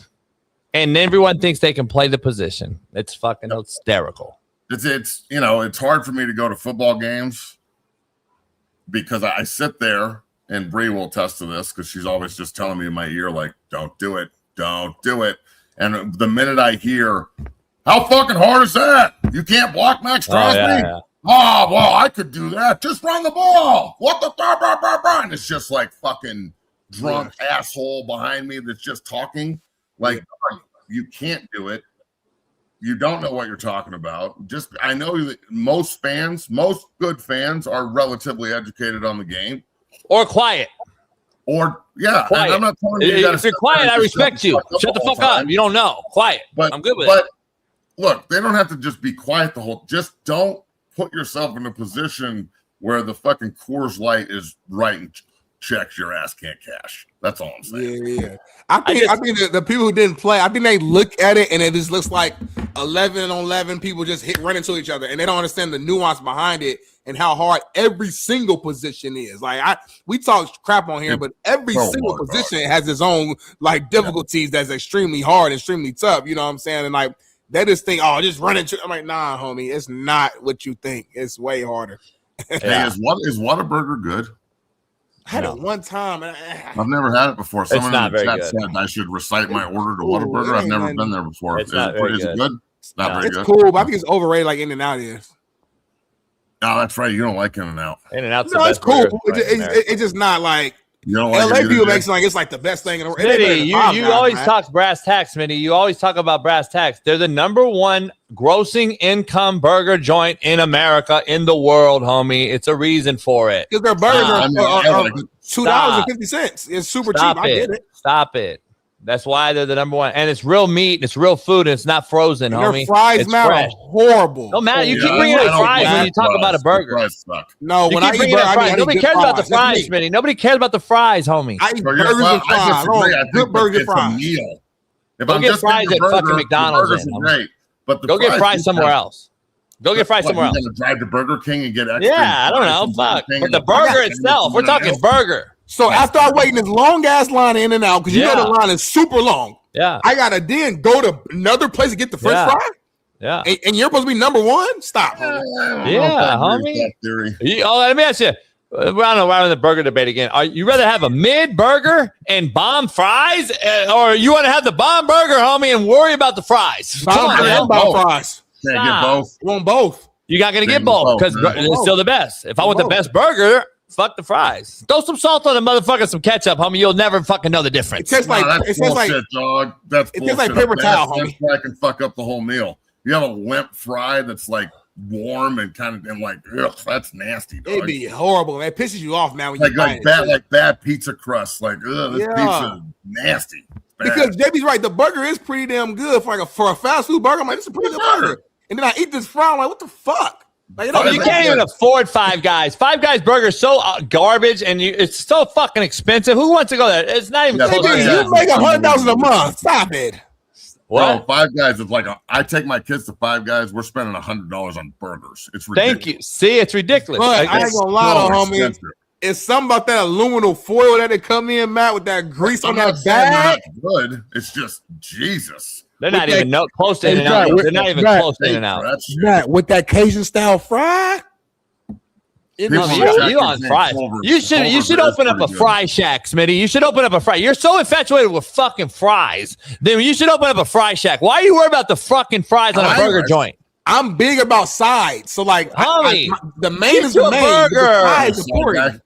Fuck. I put my fries on the burger everywhere. And I bite it, Matt. Nice. Hey, Matt, I bring him up. I said, Matt, hey, I'm gonna make some tacos. Fries. Matt, I'm gonna make a burrito and some tacos, Matt. I'm gonna make some burritos for Smitty. This motherfucker wants some fries. I'm like, goddamn, homie. No, JB got the best burritos in America. No doubt. His best burritos are better than anything he fixes. His steak, his rib, his beans. I made a steak last night. Unbelievable. His best burrito is crazy. Hey, Matt. With the salsa? Hey, JB. Joe Flacco spoke with FOS about the possibility of the NFL adding an 18th regular season game. I got to get your take on this 18th regular game thing because Roger Goodell wants to fly to Australia, talk about player safety, blah, blah, blah, the bullshit that he keeps coming out of his mouth. Where are you at with this Joe Flacco take? Show the video, Bailey, if you can, real quick. To play 18 games, I think you're not going to see much difference. And it looks like we're probably eventually going to play 18 games and we're just going to have to do it. And that is what it is. And I think what players don't understand is even though we get paid on a weekly basis, like your contract is what it is. What you have to realize is if there's a whole extra week added on to the season, then the revenue is going to go up and naturally the salary cap's going to go up. So over time, you are going to be making more money. But it's just like every other time that there's more money in the pot. It usually goes to 2 or 3 guys. It doesn't usually get spread out and diluted evenly. You got to be careful with with that. But ultimately, it seems like we're going to go there and we're going to be able to do it. I think as a player, I loved playing 16 games. And I think the NFL had an awesome formula for 16 games and 4 rounds of playoffs. And I think it was super competitive. I don't think people realize that when you have to put guys through an 18-game regular season schedule, I think what could happen is that the playoffs start to suffer and you get teams that are so beat up by that point in the year that they're not really at their best. So instead of getting top level football, you're getting a couple teams going against each other at 75%. And basically it becomes a war of attrition. And that is part of football. But I think by the time we get to the playoffs in the NFL, it's a 1-game winner takes all. You do want to see each team at top strength and see which team can kind of battle it out and win. So I think the more games you add onto the season, the less chance you give yourself of having that competitive, true event where everybody can like really enjoy and know that they're seeing the best of the best. It's got to stop at some point. What happens when we go to 18? Are they going to want 20? Are they going to want 22? We used to play 14 games before I was even born. At some point, it has to stop. I mean, look, the last couple of years in the Super Bowls haven't really been super competitive. And I think maybe you have to look at that a little bit. There's something about having a team that's able to last the length of the season. But at some point, you got to cut it short. Matt, I'm with him. Go ahead, Matt. I don't mind the extra game, especially. I think they should just get rid of the preseason completely. We don't need preseason games. We don't need preseason games at all. We don't play them anyway. Yeah, it's ridiculous. So they don't even fucking play in them. Just get rid of the preseason games. Just do joint practices twice. You know what I'm saying? Like the first 2 weeks of camp, you joint practice with whoever you were supposed to play.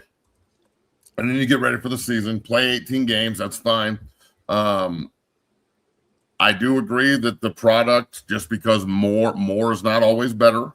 But this is the direction they're heading. It's all about revenue. They don't give a shit if your body hurts and if you're sore and shit. Again, what are we talking about? It's football. So that's the way they're looking at it. And he's not wrong. It's another week of football, which is cool with me, because right when football season ends, there's about 6 months where I'm just sitting here waiting for football season to begin. So I'm not going to get mad at, another game.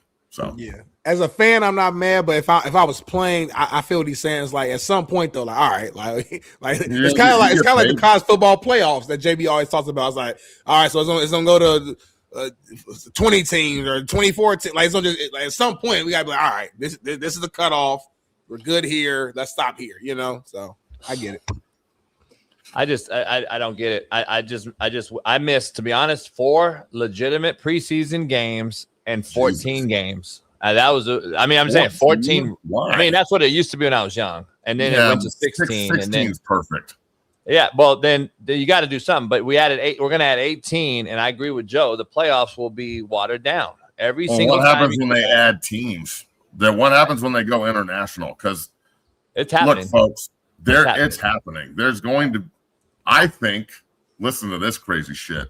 I think there's going to be 8 new teams eventually, and they're going to do like an international division essentially, on top of adding 4 more teams. So like Mexico City, Toronto, London, Frankfurt, Madrid, shit like that. And it's going to happen, folks. Don't act like that shit's not going to happen. I wouldn't be surprised if they put 2 teams in London. Yeah, some of you guys in the chat are just retarded. I'm not going to even comment. This motherfucker comparing football to basketball. God damn.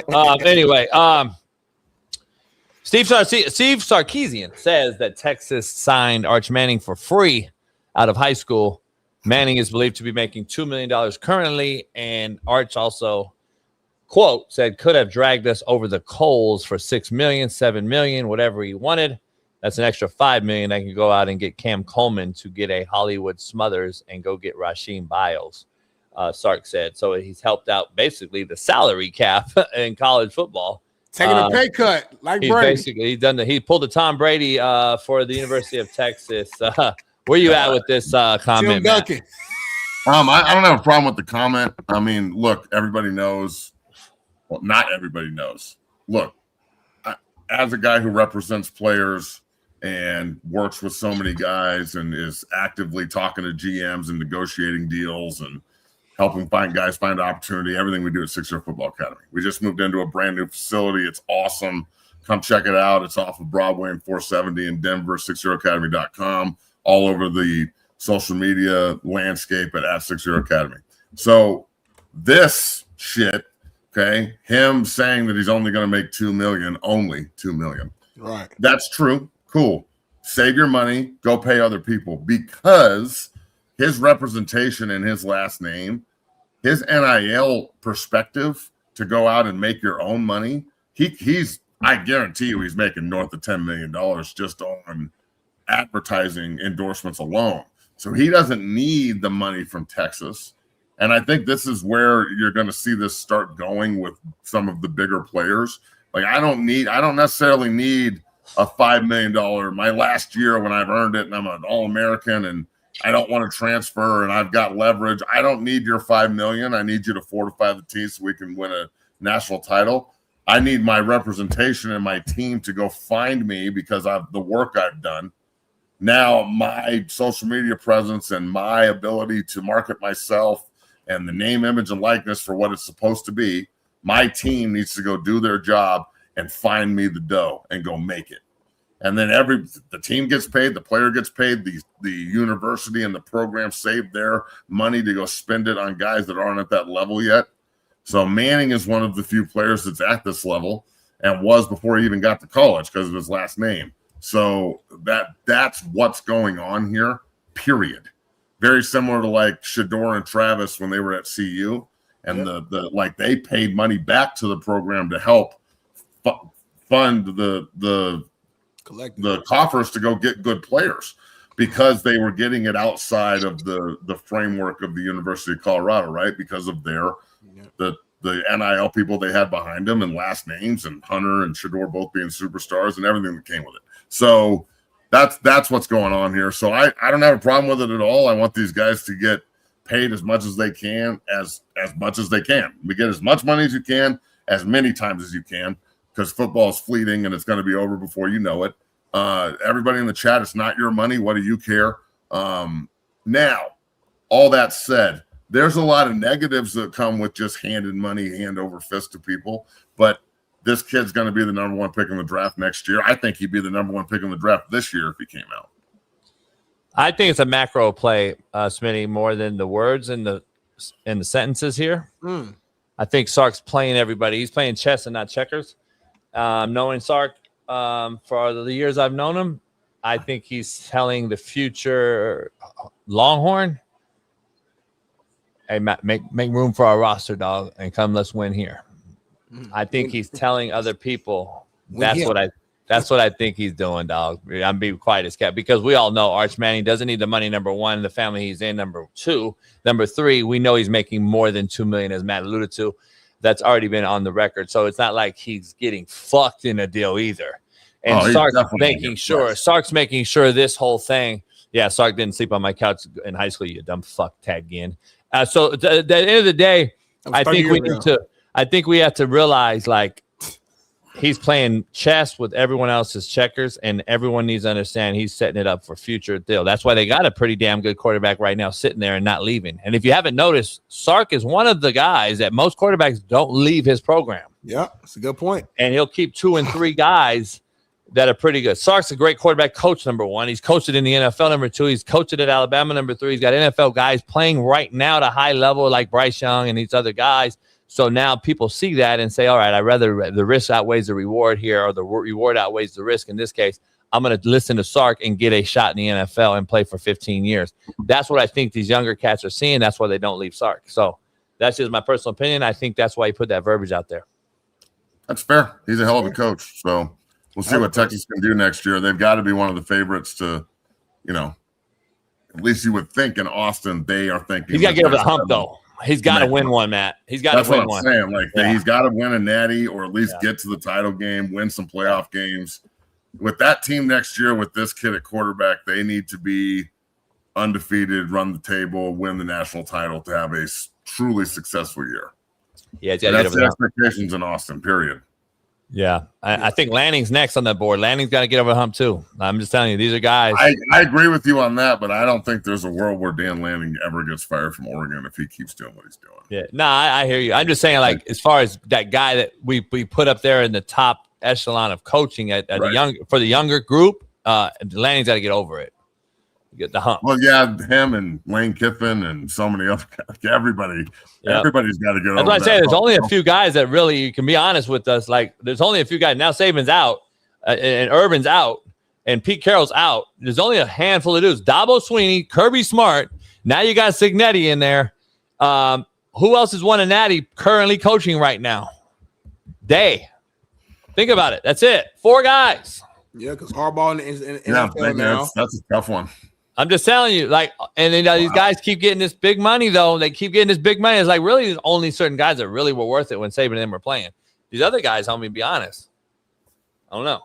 It's going to be interesting. I also think, Matt, before you get out of here, I also think that these guys are more eager to leave now with all that's going on in college as far as NIL, portal. There's just no rhyme or reason to anything. The ideologies aren't sticking. There's no more mentorship with young people. There's no more growing them from grassroots level. We got all these. So now you see the guys leaving. Halfley from Boston College. Chip Kelly leaves a fucking head job at a Power 4 to go to fucking be a coordinator because he don't have to deal with the pressure and goes to Ohio State as a coordinator.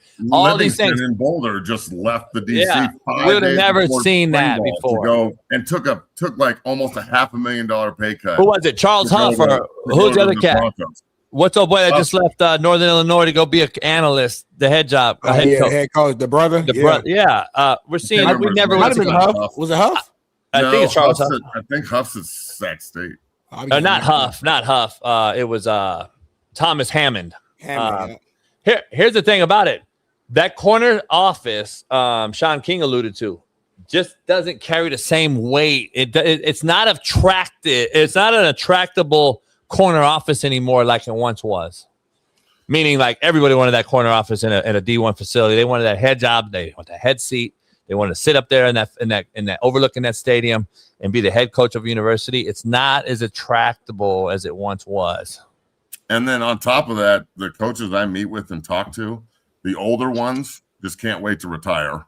Oh yeah, they're over this shit. They Look at basketball. Yeah, like they're really pissed off that a lot of the coaches, that like the general managers and they call them the nerds upstairs, have so much control over who they're bringing in now, where coaches used to just be able to evaluate a player, and if they liked him, they'd offer him, and it's over. And then he's recruiting that kid, and like that's his. Matt, did you see the female? Did you see Tennessee Vols women's basketball? Did I see women's? No. So the head coach, it came out last week. We talked about it, but it's women's, but it's still college, and it's still what's happening in college. She has zero players on her roster. Yeah, that's bad. Because the Natty was played, right? UConn played Michigan in men's basketball, and that was 2 Mondays ago or whatever. 3 Mondays now. Sure. The next morning there was 1,500 basketball players in the portal. Yeah, that's what I'm saying. The coaches are fed up. So, like, come on, man. On top of being fed up there, the older cats just want to retire. The younger cats are trying to get out of college and go to the league. They're trying to just go like coach football, not do all the ass kissing. Are you going to stay? Are you going to go? Let me carry your books to class. Did they buy you a car too to keep you this year? How's your girlfriend? What's your dog's name? Who gives a shit? Like, I'm here to coach. You're here to play. That's the beauty of the NFL. You don't do your job, they can just fire you. Jersey swap era. Here's the thing, too. At the end of the day, do you know the difference between a Hurley at UConn and a Calipari or a Patino? No. Hurley hasn't coached the NFL yet, or NBA yet. Not yet. That's the only difference. Because if Cal and Patino had it, they would be going to the NBA, but they already have burnt that bridge or been in there and been judged now, right? They've already been judged as a Knicks head coach, as a Celtics head coach, and they didn't succeed like Urban Meyer in the league, right? So they have it. Hurley can go to the NBA still and then come back to college, and hopefully it changes. Cal and Patino, the older heads in the business, are now all in because they're making a lot of money, number one. Number two, they're trying to get this thing done, as both of them were close to this year at Arkansas and St. John's as far as they're getting closer, right, to the Michigan UConn. But Michigan did it with all transfers, Matt. All transfers won it all. All of them. Yep. So, like, that's the only difference now. Cal and Patino can't go to the NBA, or they would. So I'm just telling you, they're in it right now until they fucking probably die. I don't know.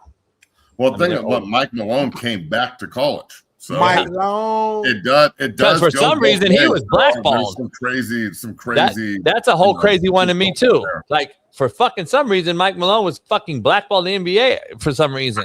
Bro, the way they fired him, I'm not mad because Adelman did a great job this year with a hurt team, and they've won 14 in a row going into the playoffs. I think the Nuggets are about to host another trophy. So I'm not mad at it, but the way they did Malone was crazy. It was crazy. Yeah. So, I mean, I can't believe he didn't get another job. I know. That's what I'm saying. And it's like I got Belichick NFL vibes with NBA and Malone vibes. I mean, did they look? I don't know if Bill Belichick got done dirty. I just think people don't want to put up with his bullshit. You would think they'd let him win 17 games and break the record, though. See what I mean? Well, like, that's the crazy part. Why is the rest of the NFL accountable for Bill's record? Them. That doesn't. Not the but you would think like they would want him to break the record. Who's they? Just NFL, like brass tack, like Goodell, and the NFL can't force some owner to. But that's the owner, in my opinion, is the ones keeping him from breaking that record. They don't want that motherfucker to break that record. The owner, the good old boys. Yeah, but hold on. Say he gets hired by the fucking Dolphins. The Dolphins, and he's there for 3 years and wins 8 games, wins 4 games, and then win 10 games. So that's 4. There you go. He breaks the record. He's not breaking the record as the Dolphins head coach. He's going to be breaking the record as the ex-Patriot. He's going to break Don Shula's head coach. Just happened to break the record as he was the Dolphins head coach. So even if you hire him, he's not actually giving the shine to the franchise he's coaching. It will all be about what he did at the other franchise. NFL. Yeah. So I just think the overall thing, like if I'm Belichick and I'm 17 games away from breaking the record, personally, I'm going to break the fucking record. Like that's what I coached this long for. You got to have a job to break the record, though. That's what I'm saying. So, like, Dolphins was probably a bad example, Matt, because the record holder is. No one wants to hire him. It doesn't matter. It's been 3 coaching cycles now. He's cooked. He's not getting another job. Oh no, he's done. He's done. Yeah, he's done. But Don Shula is the record holder, I believe, and he was a Dolphin. So we just threw Dolphins out there. I think that's probably a bad fucking example, but it is what it is. I think he's gonna get. He's done. I mean, in college football doesn't seem too promising for him, in my opinion, either. But we'll see what happens. How it goes. Yeah, we'll see what. Hey, Matt, real quick before you get out of here, give us your prediction for tonight. Hornets Magic. Who you got in the last play-in to get into the playoffs before tomorrow? I mean, I'm gonna take the Hornets. Even though the head coach for Orlando is a buff. Good dude, but I got to take the Hornets. That game the other night was bonkers. So the play-in tournament hasn't been shitty. It hasn't been bad this year. The games have been pretty competitive, so that's cool. I'm ready to get the playoffs started. Nugs start on Saturday. I'll take the Hornets tonight. See if they can go out and shock the world and get into the tourney. What about the Warriors Suns? What's up? What about the Warriors Suns? Warriors Suns in Phoenix. I'm going to say the Warriors because I think Steph Curry is going to go off. Yeah. They're 37-45. They'll be a team in this. That's crazy. I know. But tomorrow, they got Lakers, Steph Curry and he's Lakers back Rockets and tomorrow. Porzingis is healthy, so. Yeah, the real playoffs start tomorrow, Matt. The Lakers, Houston's the most talked about right now. But who you got? Lakers host. Trouble. I think the Rockets are going to beat the Lakers. The Lakers are beat up. That's bad time to get hurt. If they were healthy, I'd probably take the Lakers, but they're not. So I'm going to take Houston in that series. I think they'll get rid of the Lakers in 6. I'm with you kind of with Denver. I think they're playing as good as anybody right now in the NBA. I think they're going to roll. But they have played Minnesota again. Smitty brought this up yesterday. Pain in the ass, bro. But they always play. It seems like they always play. They always play and have these crazy series. It's a huge rivalry that Denver people hate, and I'd say. I'm not going to say fear, because that's a hard word to use in sports. Respect. Mad respect, but also like the Ant-Man is that son of a bitch gets on a roll, and it's just like, fuck, what are you supposed to do? The same way with Nikola, but Nikola does it in such a like almost a slow motion attitude. Anthony Edwards is just like, I'm going to take this ball, I'm going to stick it down your fucking throat for 48 minutes, bitch, for 40. And if he does that, the Nuggets are in trouble if he does it every night. Now, I'd imagine he'll go off one of these games and drop close to 50 points.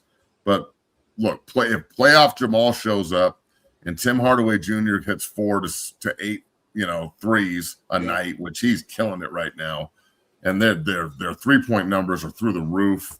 The kid they brought in from Brooklyn, Cam Jordan, is really playing well.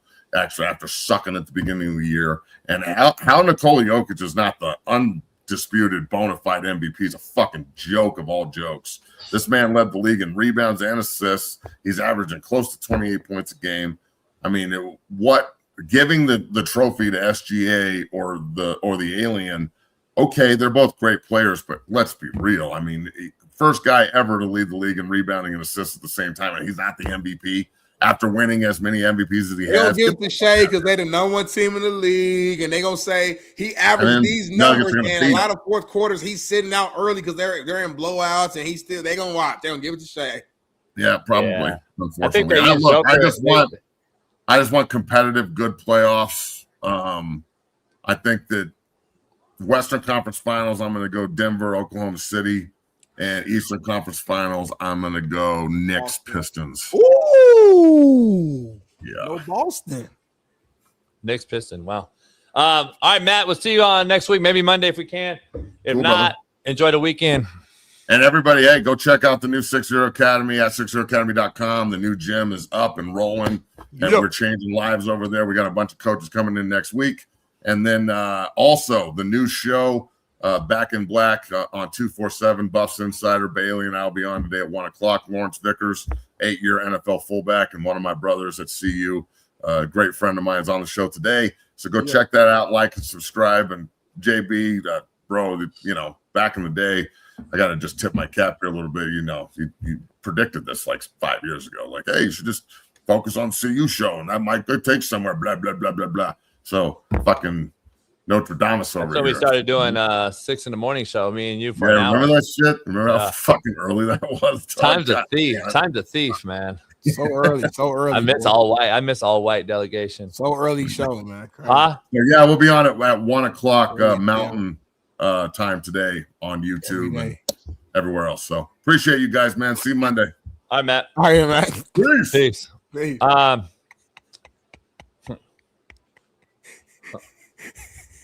He said, remember we used to do that at 6 in the morning? He said, man, early ass show. I said, yeah, early.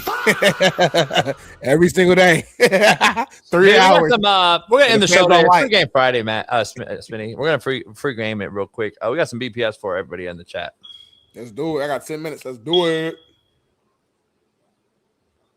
This is some cold have you ever seen, shit right here. Have you ever seen I ain't never seen nothing like this. Never in the story? That motherfucker pit bull with a jerry curl. They named him foul for it. Hold on. Look at that nigga ears, cuz they got a motherfucking mohawk. That's Matthew McConaughey right there. This some unbelievable shit.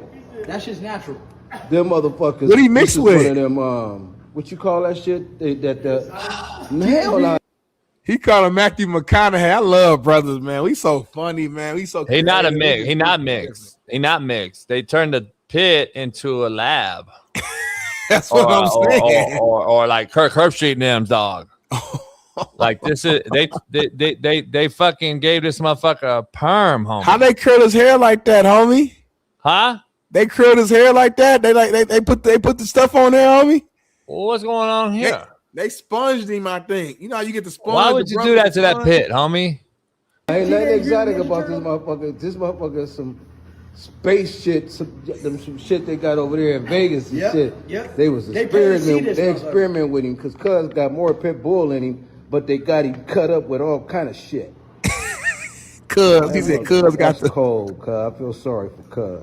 I do too. That's why I feel sorry. It was my girls. Fucking I held on to his ass because she about to. They demoralized this pit, homie. The shit you see on the LBC. That's actually right. He said the stuff you see on the LBC. Ain't Long Beach, homie. That's Long Beach, homie. I know. You lived out there for a long time. Had a cold beach house, man. You used to have the craziest parties on there, right there on the water. That's who sent that to me. So that's why I sent it to Bailey. So I love us, man. You gotta admit, we funny, man. Heard my door open. I was like, what the fuck? My whole door open. And it was Ash. But anyway, a real Ash is smart, boy. Immature, but smart. Yeah, he not you missed Stogie, dog, because that motherfucker, you would have been like, what the fuck? Stogie would have literally like taught you something. Like Ash is dumb compared to his dad. Ash is actually like tagged in the chat. Ash is like tagged in versus like me. Is Callie smart? Huh? Is Callie would you call Callie smart? Not really. Dang, he got two dumb dogs. Okay. Yeah, not really. You know what I mean? What's going on here real quick? What's going on 5 here? consecutive plays in, and he's just dragging, sucking air like it's thick outside. And O-line coach Doug Marone is just on him. And like I'm stepping up into the huddle again to call a play, and Carl is just kind of bent over, just sucking air.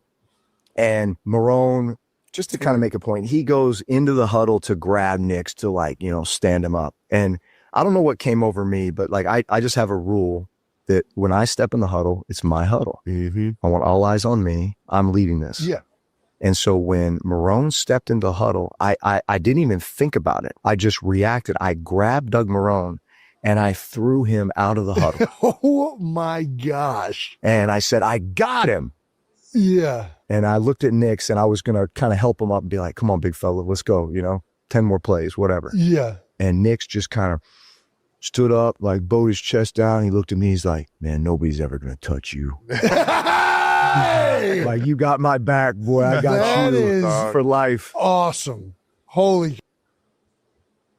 Shout out to Drew Brees, man. And regular shit. So anyway, according to Smitty, quarterbacks are soft and all this shit. So anyway, in comparison to the rest of the football field, not mentally. Mentally, you're tough. A good quarterback is super tough mentally.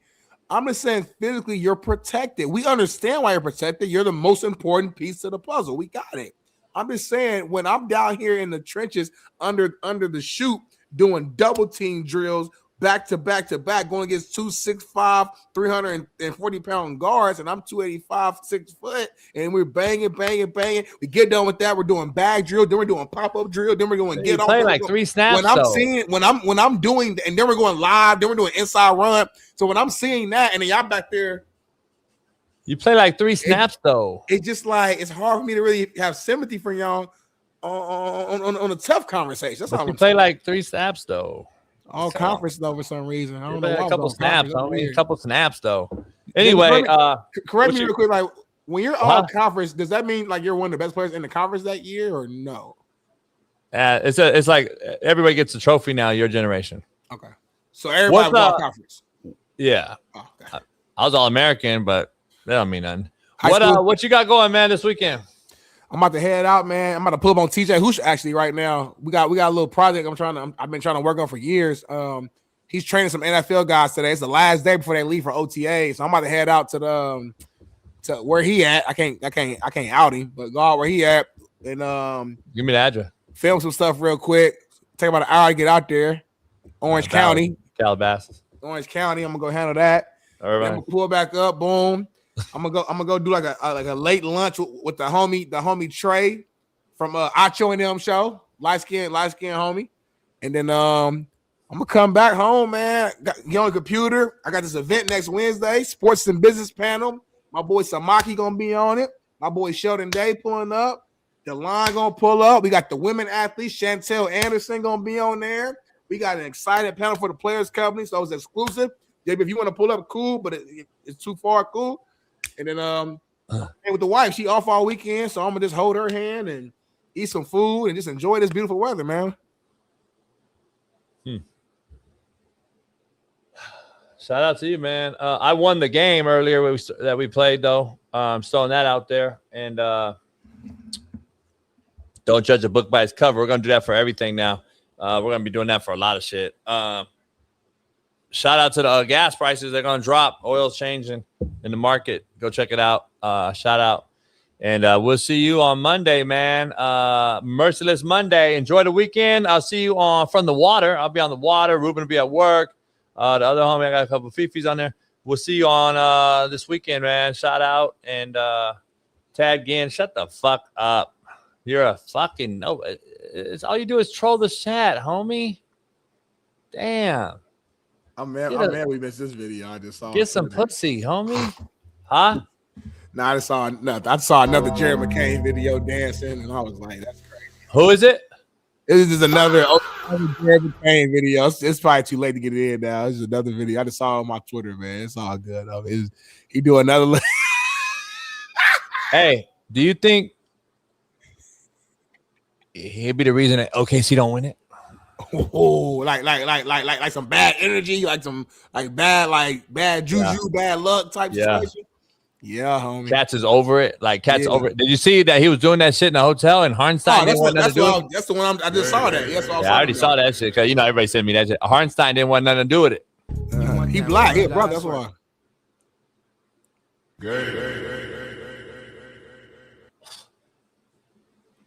His daddy black. Harnstein white. He's a brother. Look it up. Hey, white. He's a brother. Look it up. Hey, brother. He like Bailey and them. I'm telling you, he's a brother. His daddy black. Harnstein is fucking Mormon. Chat, look it up. Man. His daddy's a brother, homie. Shout out, man. We'll see you Monday, man, on the Realest Show. Much love. Peace.